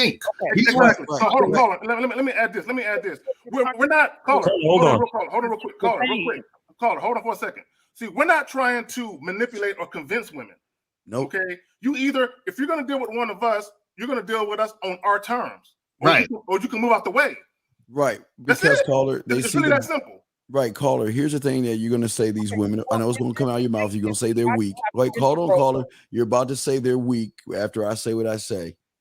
They see the benefits of being with us, and they are willing to submit themselves to someone that is going to lead them to be not only better women, but better for us and what they bring to us. And again, a lot of women will do that to a man. They don't do that to an average guy. Look, your situation is a case in point. You know what? Most women want to marry men like us within that week. They fall in love fast and they want our children. They want to marry us. And they're always waiting for that moment to get the call up from the AAA onto the field, onto the national field. And that's how it is when you're with a man. But see, you can't see that because you're blinded by, and I'm sorry, you're blinded by a male. You're with a male and you're happy. And I'm glad you're with him. But if you ever got with a real man, you wouldn't be talking like this right now. You would be happy. You'd be like, I gotta go, I gotta cook. If you was with a real man, you wouldn't be calling five dudes. You just wouldn't. Yeah, and I'm gonna tell you right now, that whole name, let's connect one-on-one, I have an issue with that. If you was on my brand, there's no connecting with you at all. What you gonna do, you should be connecting pots and pans. And you should be, matter of fact, this is mid-October. You should be ready for the Super Bowl called Thanksgiving, okay? And you should be really preparing for that. So you have an obligation from now. Yeah, like you have an obligation. What time is it? Shouldn't dinner or lunch be prepared? What time is it? The audacity for you to call in and act like Sunday dinner shouldn't be prepared right now. Okay, well, how many of you have been married and divorced?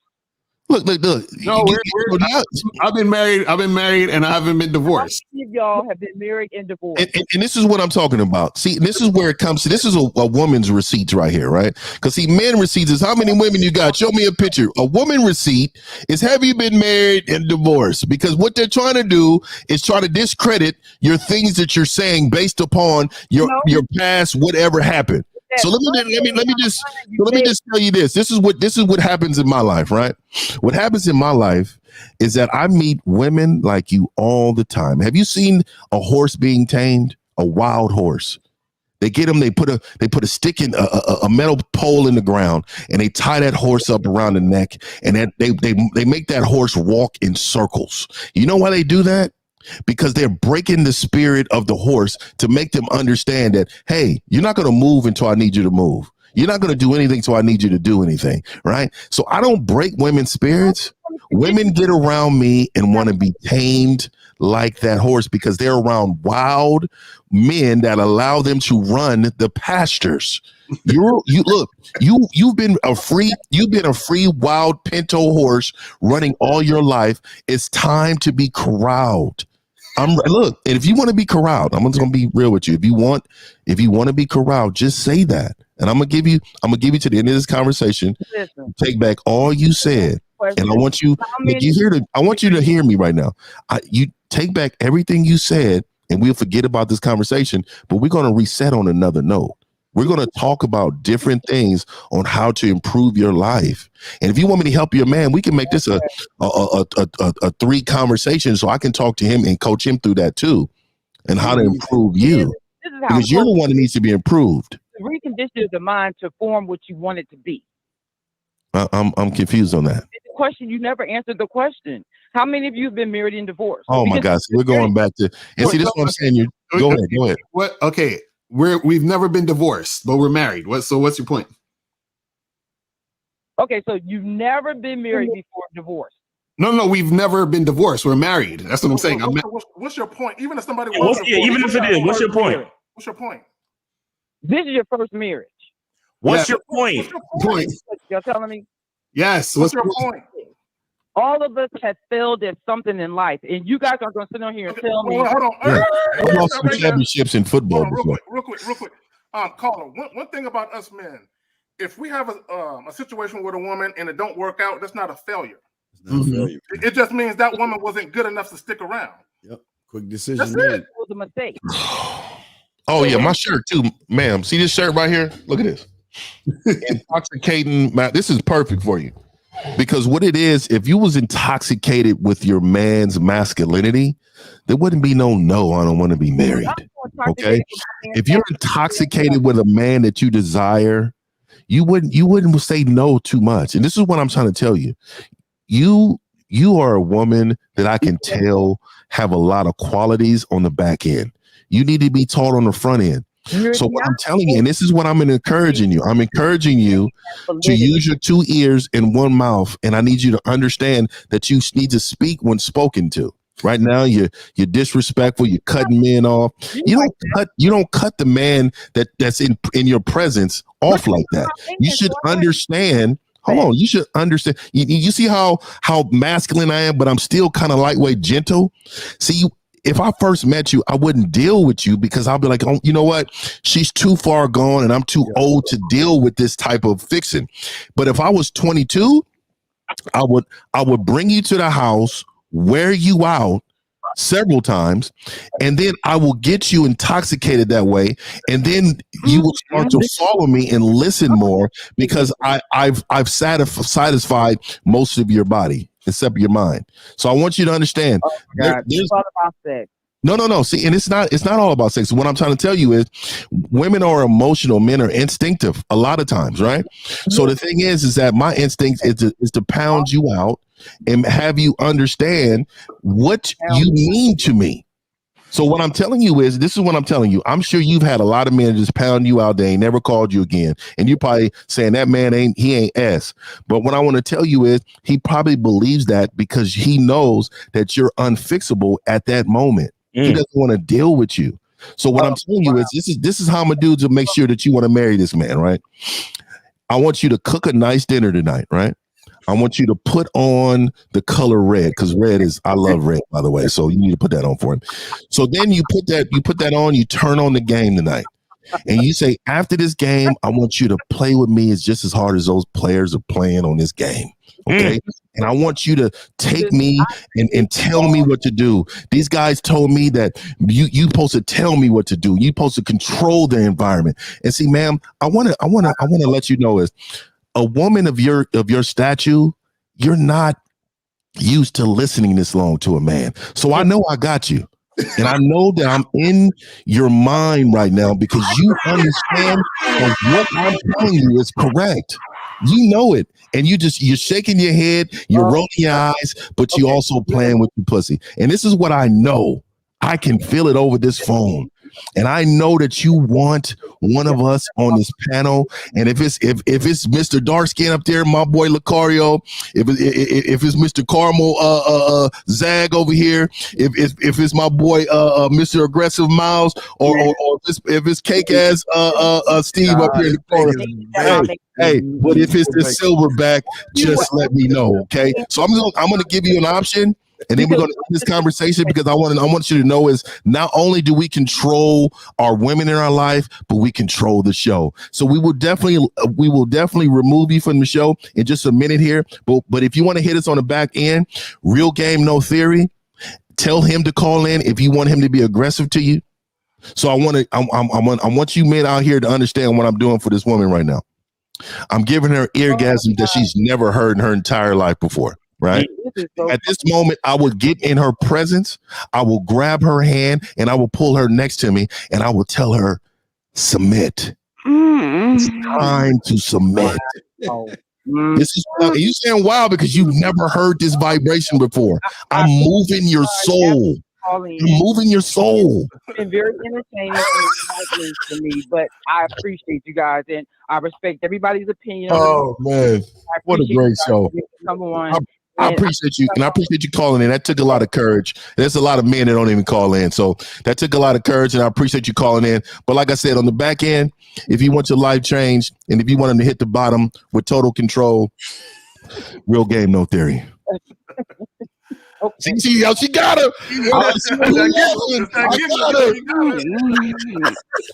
Ma'am, you just had your cerebral cortex verbally fingered. Right. She wore her the fuck down. That was crazy. She's gonna play this back in the background while her man is hitting it. Oh shit. Yo, 1950 went in on that, man. Facts. Yeah, that's respect, man. You know, we all got different vibes. I like to tame wild animals. Oh man, I love the man when they just try to be aggressive and they try to be all. I love that, boy.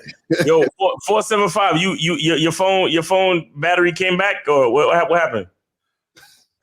Yeah, I want to ask 3 simple questions. Okay. Y'all ready? Yeah, man. I like cutting people off. Do you consider yourself Black or African American? Okay, and what's the second question? You never answered the first one. Oh, wait. Let me answer the question, sir. Okay, I'm gonna answer your question. Yeah, I'm Islam. I have no problem answering the question, sir. You know, okay, sir, I'm about to answer your question. Okay, sir, I'm about to answer your question. Yo, caller. Let her say understand that do you understand Jesse Jackson and that word that you were saying right now? You understand where that word came from? And why that word was used by Jesse Jackson when he was running for president? Nah, I feel like this energy because y'all operating different. So are you black or African American, sir? Brother, so wait, what? Okay, I'm gonna answer him. Okay, I consider myself black or African American. Now, what does that have to do with anything? A whole lot because y'all I'm niggas man. fail, so I now understand the way y'all talk. Okay, what's the second question? What's the second question? What's the second question? The second question is, do y'all have daughters? No, it doesn't matter if I had a daughter or not. I would teach her. If I had a daughter, I would teach her how to be submissive to a man and get on a man's program. I tell you that. Yep. I wouldn't teach her how to change a tire like most of these men do and tell them to be all masculine. So with that said, I want to go off what y'all be saying. Y'all got your household in order, right? I've been right? Since I was 18. Right? Yeah. So what's after the household? What's after the household? The community, right?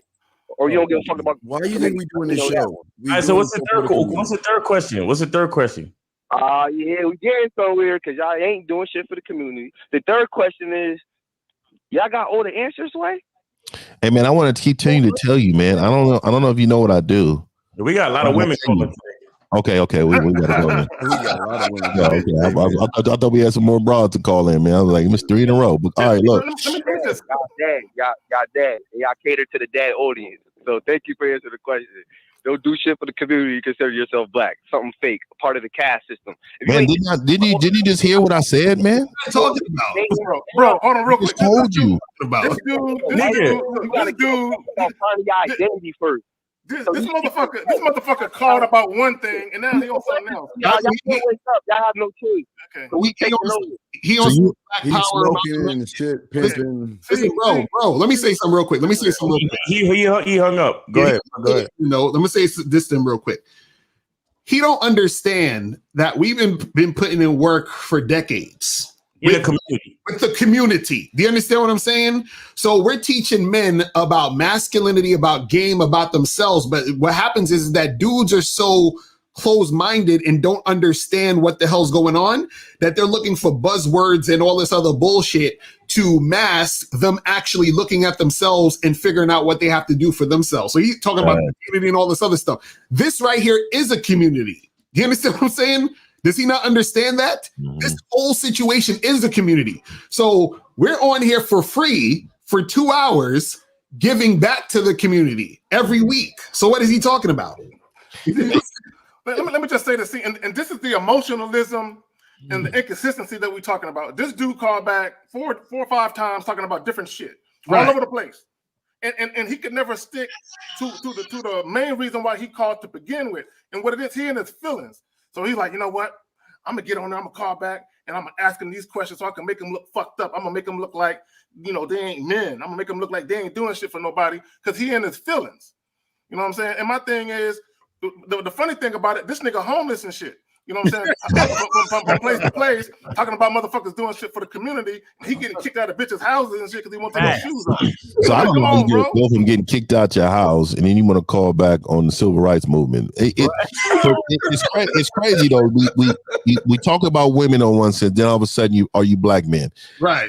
Like that's a whole nother discussion that I'm open to, but not on this show. Like you guys got to know as men too, man. We on here talking about building yourself up to be a better man, regardless of what it is, man. We're not a race thing wasn't even brought up, but you're bringing it up.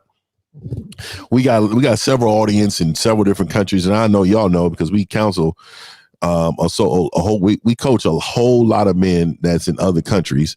So for him to come on here and talking about it's just ridiculous, man. You know what I mean? It's ridiculous. We got a 278. You are on live with the Real Game No Theory panel. What's up with you? Good evening, gentlemen. Can you hear me? Yeah, what's up?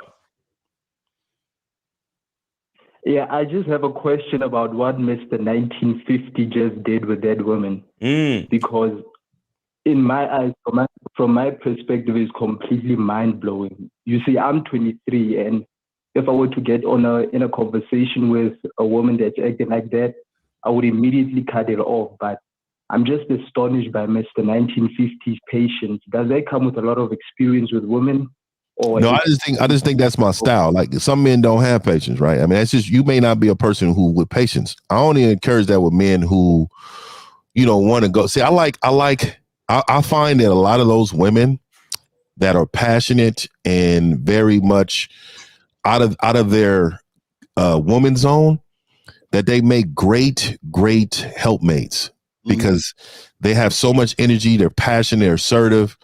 So my style is more of a woman with a little bite to her, because most of those women are the women that need to be around. I don't like docile. I don't like docile. I don't like women that are going to be, because I'm too strong. Like I don't want to step on her throat like that. Right. Meaning mentally.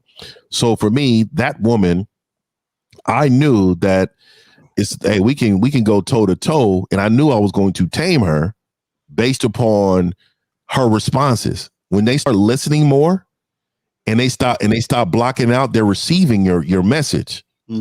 So then, as long as you keep it very aggressive, but assertive, and letting her know exactly what you would do to her and how you would do it, she wants that. She was receiving it. So for you, brother, like you may not want, like this guy's on this panel that may not be, that don't mean that I got more game or they have less game. It just means that their style is different. Everybody has their own style. That's it. Let me say this to the caller. Femininity yields to masculinity. So when 50 was talking to her, she was yielding. You know what I'm saying? But another thing that guys got to understand, even if a woman was like her a little challenging, women respect masculine men who are assertive and dominant. Period. It's something biological about that.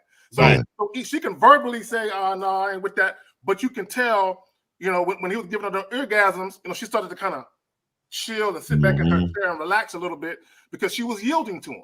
So, and also, I know I say this real quick. Also, you got to understand the reason why she even called in the first place and is even in the chat room and just gravitated to the show is because she's getting something that she's missing in her actual relationship. Exactly. Masculinity. Because if she had that already, what 1950 was giving her, if she had that already, she wouldn't be so compelled to try to get it here. You understand what I'm saying? So she would have just checked it out, be like, oh yeah, I see what these guys are talking about, and kept it moving. You see what I'm saying? Because she would have recognized something similar in her man as we recognize, because earlier, remember, the guy called in earlier and said, oh, you guys seem similar or whatever. Y'all the same. No, we're not the same. It's just what you find similar, or what you can take from it is that it's masculine energy. It's us actually being about what we're about. So she would have recognized that in her man already, but she didn't, which is why she's coming to the show. And also, it's why she made the comment that she made. You know what I'm saying? Because I think what it really was, she wanted to see, damn, these motherfuckers, they seem like the truth. Let me throw this little comment up to see if I can rattle their cages a little bit. And she couldn't. Exactly. Okay. And when she realized, oh, these motherfuckers are the truth. They really are masculine, man. That's when she started to, like 50 said, get tamed. You know what I'm saying? And also, if her man was more masculine, she would have known what we was doing. It would have been identifiable to her. Like, exactly. Okay, that's what I'm saying, right? She never would have said what she said. Exactly. That's what it is. Call it. Damn. Okay, yeah, I hear you. Yeah. I hear you. You have any other questions? It's like I have a lot to learn. Yeah, I just have one final comment, because while the way that you guys are breaking it down, I can see it from a standpoint of being able to read between the lines. So when she came onto the show, you weren't quick to dismiss her because you knew the reason why she came on the show. She was broken before she dialed the number, bro. Yeah. And you can tell, and if you listen, and I continue to, I think we stress this with men too. If you listen to someone and how they phrase and ask questions, it tells a lot about who they are and what they're going through or what they got going on. You can tell. And that just comes from experience, man, because a lot of shit we talk about, our mind wasn't the same way at 18, 19, 20. You know what I'm saying? That's just us being men and evolving and maturing and just growing. And of course, when you deal with enough women, you see patterns. Right. Like 50 was saying, he saw it before. He's seen it in women before, which why it wasn't new to him. That's why he was able to just off the top of the dome just come at her the way he did, because that's his wheelhouse. That's what he used to. He's used to seeing. I love that. I love bite, boy. You know, it's interesting where she said, "Have y'all had? Is this your first marriage?" And what I found interesting about that was I'm assuming, I don't know, but I'm assuming she was probably married before. Of course, and now she's with this new guy and she's trying to protect herself, which is why she's not actually trying to get married to him now, because he's a safe dude. You understand what I'm saying? She's not really desiring to be with him that way. One, because he's not that guy, but two, she's like, I was already married and I don't want to get divorced again. Because why would you even say first marriage as if it was something normal? Like, oh yeah, this is your first marriage. You should be on your third, fourth, fifth. Like, it's like, why are we even talking about it in that sense? You see what I'm saying? Also, go ahead. No, I'm good. No, she used the word fail. Right. See that dudes, look, when you know that women are gonna come and go, you don't think about failure. Exactly. My relationship with a failure. No, it's not a fucking women think like that. That's facts. That's facts. Women definitely think about it like that. All right, Caller, you good? Well, I want to say this really quick, real quick. Hey, you can let him go though, Miles. We got another one, but go ahead. Real quick, I just want to say this real quick too. I temperature checked her too. So when I threw out that there's a difference between a man like me and one who wears a onesie, right?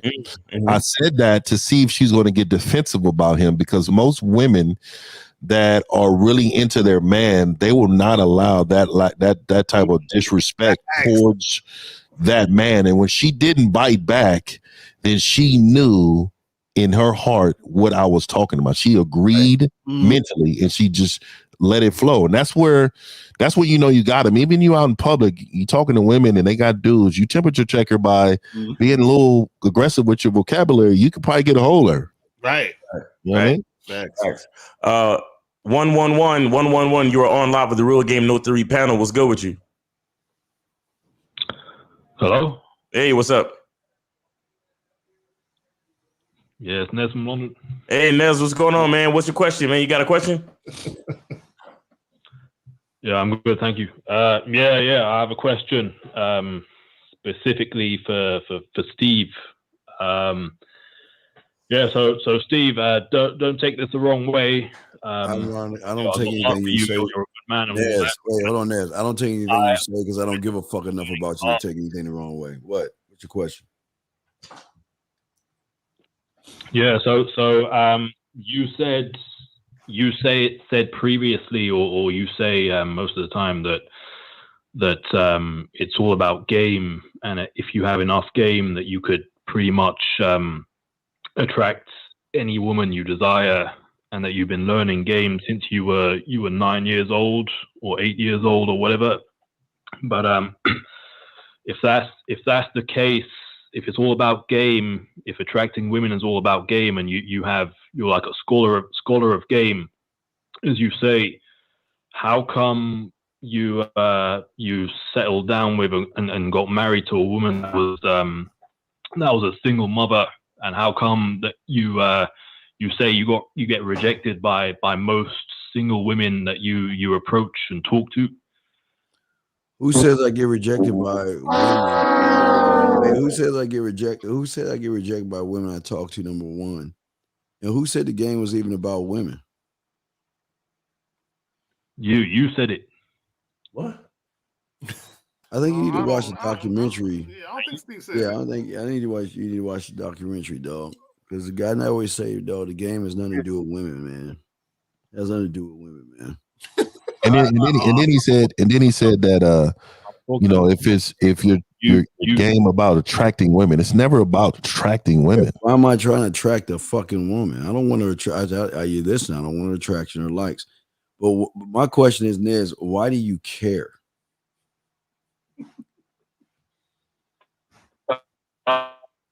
Just curious. That's all. I just wanted to. But Nez, I'm trying to save you. Why you care about another man? I want to know that too. What is the answer? What is want to know about another man's life? What is that going to do for you, Nez? No, it's not going to do anything. I'm just curious. I want to know. But Nez, stop. Listen to me, Nez.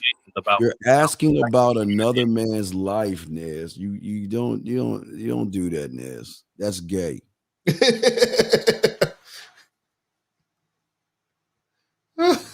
Yeah, I don't. Let me just say this, because these brothers right here, if they never would have said their relationship status to me, I never would have asked them. Never. Because it don't fucking matter. Don't matter. But what is my life got to do with you? That's what I'm saying. Hey, Nez, tell me, what does my life got to do with you? I mean, something that I wondered. That's all. But why are you thinking about me that way? That's worrying me. Why are you thinking about me that way? Because you called up with very descriptive questions to ask, like it's been on your mind for a minute. like he's taking a knee or something. Why are you thinking about me that way? No, I'm not. I just saw some videos previously, and I read the comment section, and yeah, they were just. So wait a minute. So you saw some videos and read some comments about dudes talking shit about Steve, and you're calling about some comments you saw. Is that what you're saying? No, it was a video I saw years ago, but yeah, I just the comments, the content of the comments just kind of popped into my mind recently. So when I saw your how old are you, Nez? How old are you, man? How old are you, man? How old are you, man? I'm 30. Okay. Do you see why you need your daddy in your life, brother? Because Nez, I'm gonna tell you something, Nez, and this I'm serious. It's not I can't do it because I'm not gonna go to you can't do it. But Nez, if you ever talk that way around a real man out into the real streets, he will fuck you up. You do understand that, right? You do understand that. You got to be careful about the shit you say, and you got to stop worrying about other men. Because I'm not saying me. I'm saying you talk that goofy shit to a real one, he will fuck you up. So, Nez, let me ask you this question. Have you ever seen when broke people talk about or complain about rich people buying 6 cars and a bunch of jets? You ever see that? Yeah. Right. Now, the reason why they're complaining, like, why you got to buy 6 cars? That's mad stupid. Why are you spending this money that way? They're talking because they're not rich and they don't know what it's like to be rich. And so they're broke people. So the same applies here. Guys and people who have no game don't know what it's like to have game. So when they comment, they're commenting from a perspective of not having game. Yeah, and Nez, real quick, Nez, here's a rule of the game. The only person that I have to explain myself to was my mother and my father when I was under their roof. So please understand, Nez, or ask me, Nez, who are you in my life for me to have to explain myself to you, Nez? Can you tell me, please? No, I'm not asking you to explain yourself. You just asked. But Nez, you asked me a bunch of questions as if that you're so important in my life. I gotta explain myself to you. Are you serious? No, I'm not asking you to explain yourself. I'm just wondering. Well, you was asking them to tell you what, because the shit that you said, it was low key disrespectful the way you posed your question, right? And you wanted him to answer it, so you was asking him to explain himself to one degree or another. So Nez, who the fuck are you? I mean, Nez, who are you that I gotta explain myself to you, Nez?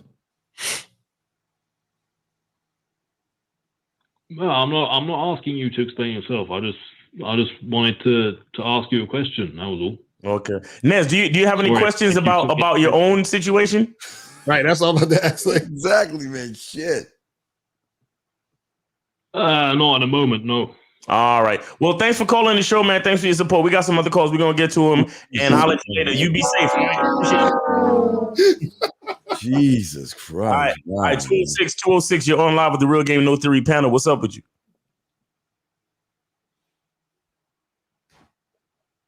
206, go on. 206, what up? Yes. Yeah. Yo, what are you doing? You just finished nothing? What happened? For, creating a platform. Say again? I was trying to say thank you for creating this platform. It really helps us brothers out, I've been watching your videos. I really support this program. I was just trying to ask you guys a question. After this divorce, it really hit me hard.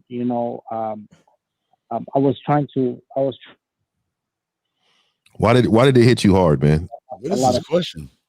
I think he said he went through a divorce. Is that what he said? Caller, it sounds like your phone is breaking up. Just ask your question real quick. Go ahead.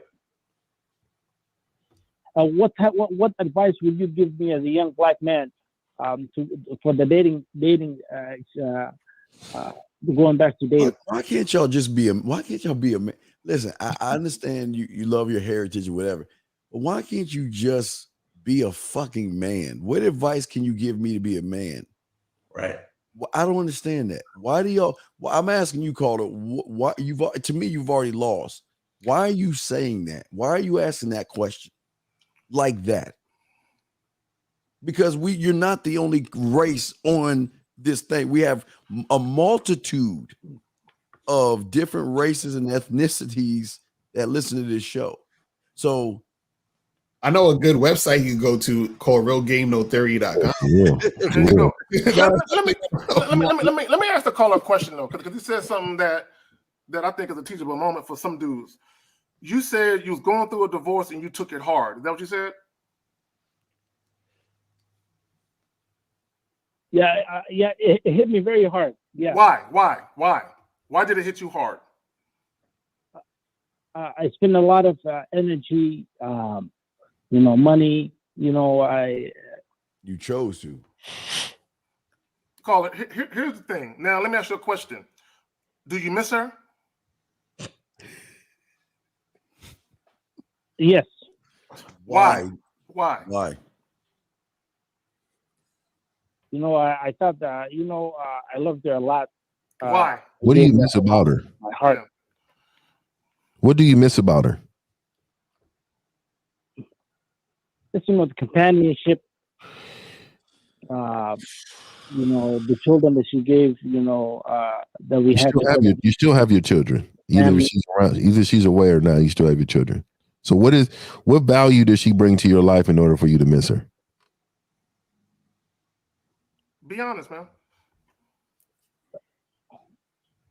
Just love, as a companion, as a man, you want that female beside you. Okay. Really? No, see, Colin, look. Think about the question we're asking you. Why do you miss her specifically? Her. I'm not talking about just a woman. Because you speak in general terms, you're talking about companionship. Why do you miss her specifically? What about her is so fucking special that you miss her?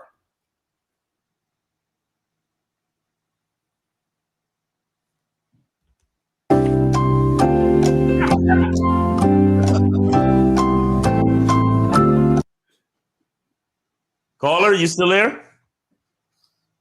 Yes. Yeah, can you answer the question or not? Yes. This is why she left your ass, because you can't pay attention. This is exactly why men that are not look, you have to be 10 steps ahead of a woman, bro. She left you for someone who is like one of these men on this panel. You. And I'm telling you, bro, and this is what it is. You want to be loved instead of respected. And that's what happened in that relationship. Yeah. You just when men say companionship, you can still be cool with her. Right. But that don't mean that you need to be with this woman. Right. What value does she bring to your life? You mentioned two things you can do without her around. You can still be cool with her. Y'all can talk on the phone, hang out, whatever. And she's your kid's parent. Like okay, so what value does she bring in your life outside of those things? How old is he? You know how old he is? 50? Nah. He sounds mid-30s. I would say 28. How old are you? Yeah, I'm 31. 31. Okay. Are you currently fucking other women at this moment? Hell no. No, not right now. Okay. Why did she leave that you? one, 50. Let me ask you, Carl, I'm gonna ask you 2 questions. And can you please answer them, bro? Number 1, why did she leave you? And how long ago did she leave you? It was last year. We were talking for a while before that. Why did she leave you? Why did she leave you? You know, it was a lot of conflict going on. Why? We had a lot of fighting. Okay, no, caller. And arguments. Okay, all right. A lot of people have arguments, but why did she divorce you? Right. What was the reason? What was the last draw? What did she say? I'm divorcing you because what was the reason? You know, it was a lot of things that was happening. What did the lawyer say? What did the lawyer say? Yo, caller, what did the lawyer say? What was the reason for the divorce on the papers? He said she doesn't want to be with you anymore. She wants to leave. She doesn't want to be with you. Okay. It was real quick. Yeah, she gave me a call. She said sign the paperwork.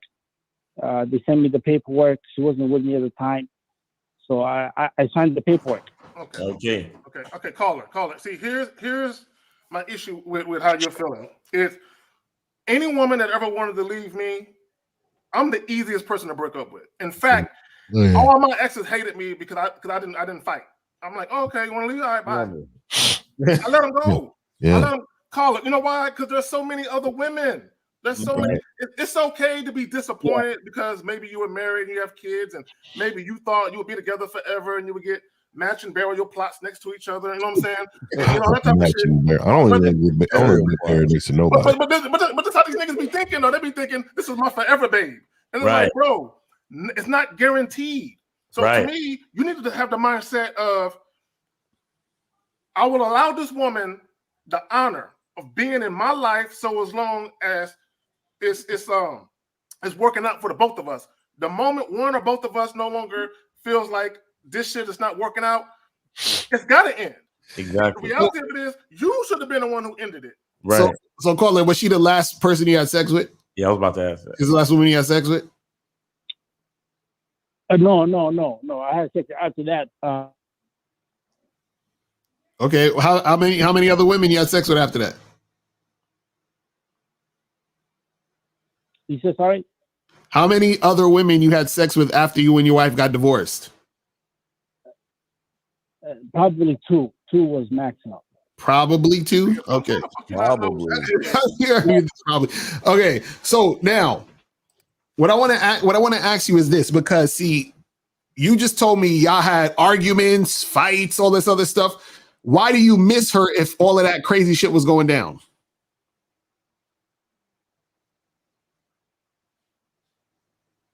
Huh? I think. Oh, he hung up. We got to go to the next call.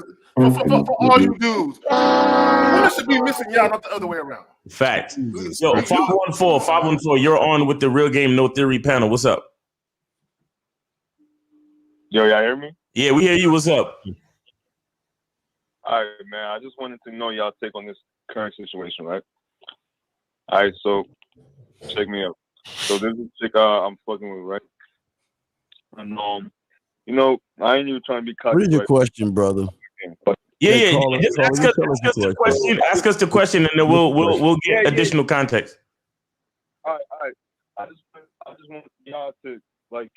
We don't need to know that. We already know your story. Just ask us a question.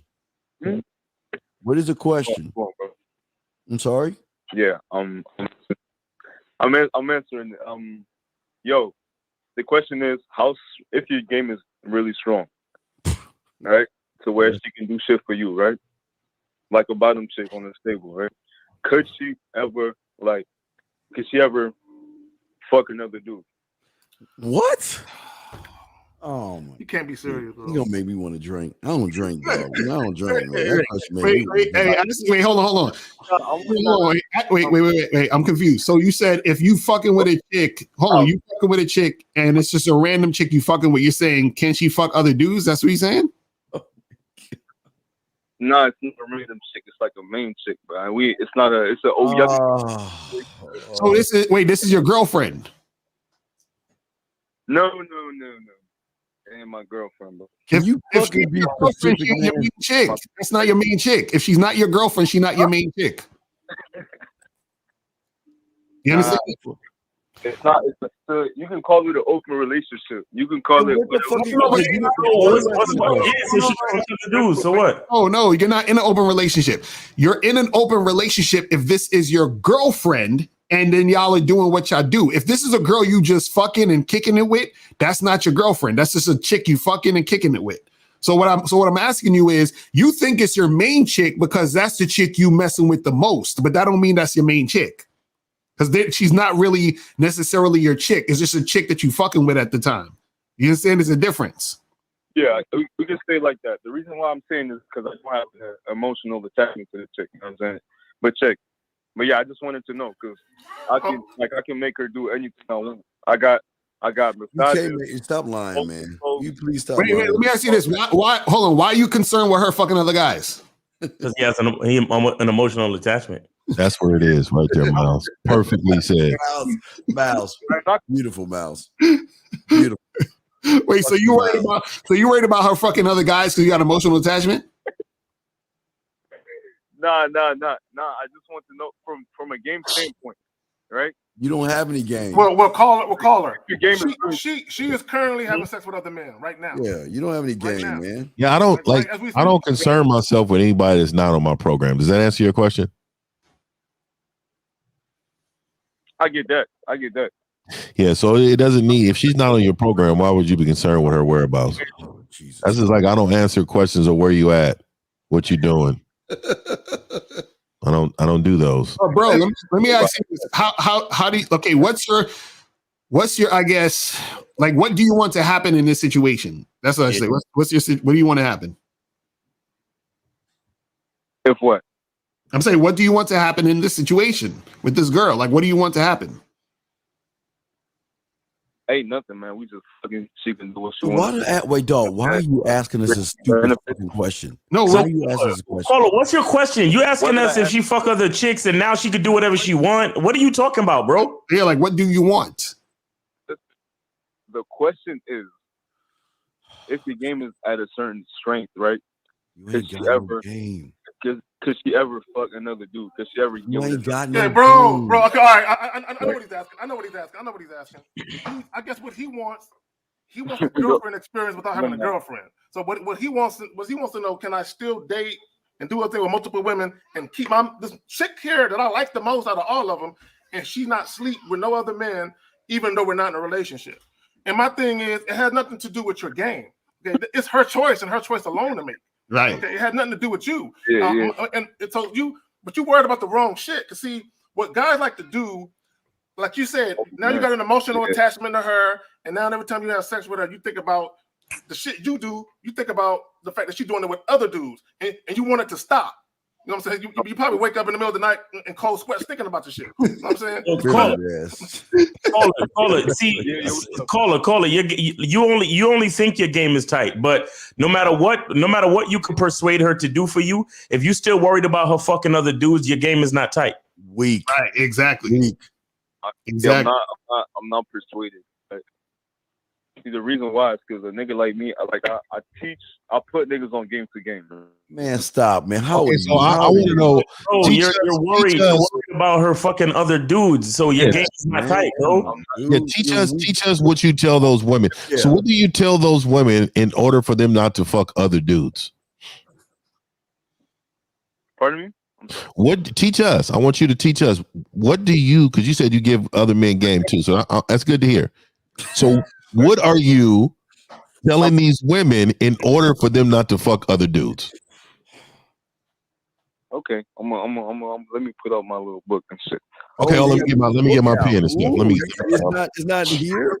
You gotta go get your little cute little book. I'm ready right now. I'm ready. Go get your diary out. Go get the diary, dear diary. All right. This is why y'all lose, man. Let's get it, man. Yo, check me out. All right, but so pretty much, I mean, that's like a really strong question, but what? Really got to focus on, the behavior that you have. As a man, you need a certain behavior for it to, reciprocate to that masculine energy. If you want me to put it like that, right? Dear diary. Hey, so I'm going to say this, man, and I'm going to say this, and it's I don't want you to take offense to this, man. That was probably. Say what? And I don't want you to take offense to this. I don't want you to, but that was probably the weakest game in the history of real game and no theory call-ins.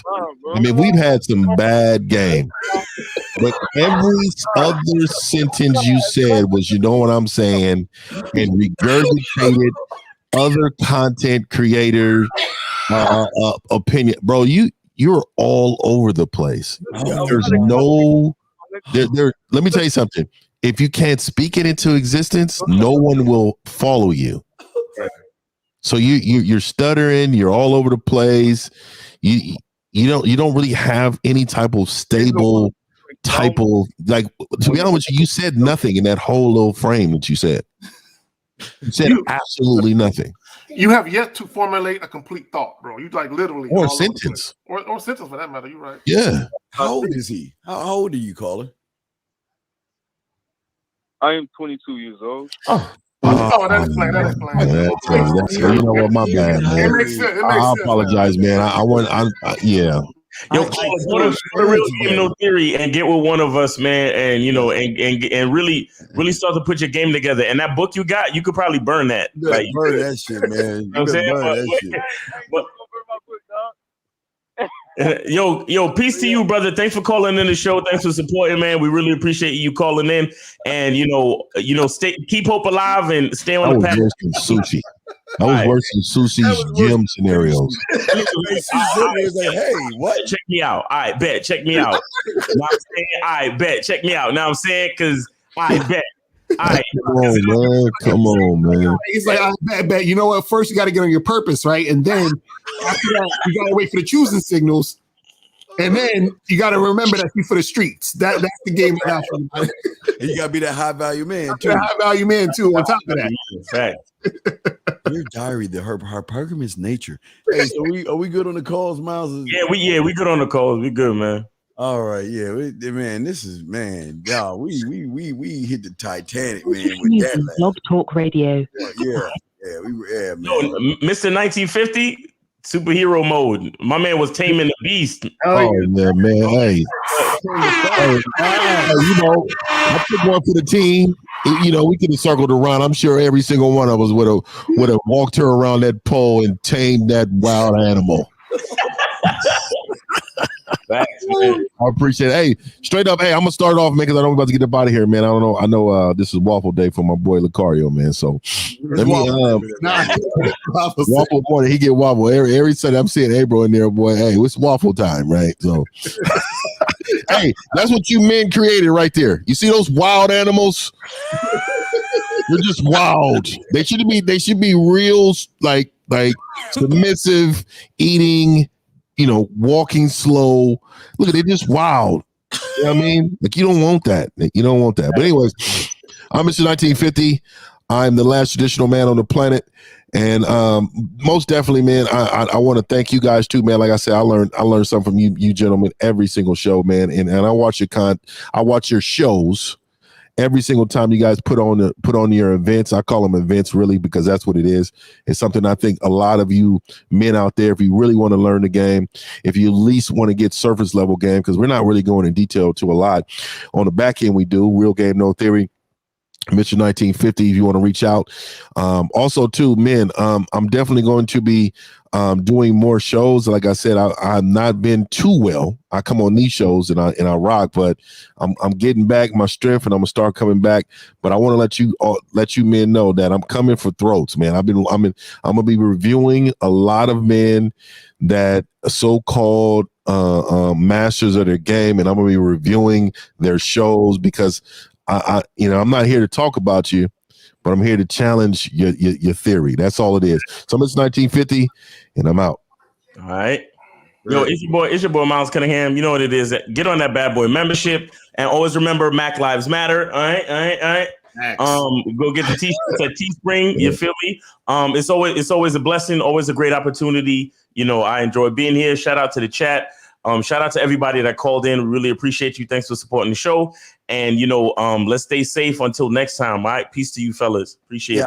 I'll jump in real quick, gentlemen out there. Shout out to everybody in the chat room, especially all my dogs on the panel. But y'all, just guys, I talked about this on a few episodes ago. You got to understand that when you cross over and you're on this side of the street, you're not going to understand why we do what we do until you are on the other side of the street. And the only way you're going to get on the other side of the street is you got to push away your feelings, your emotions, and really dedicate yourself.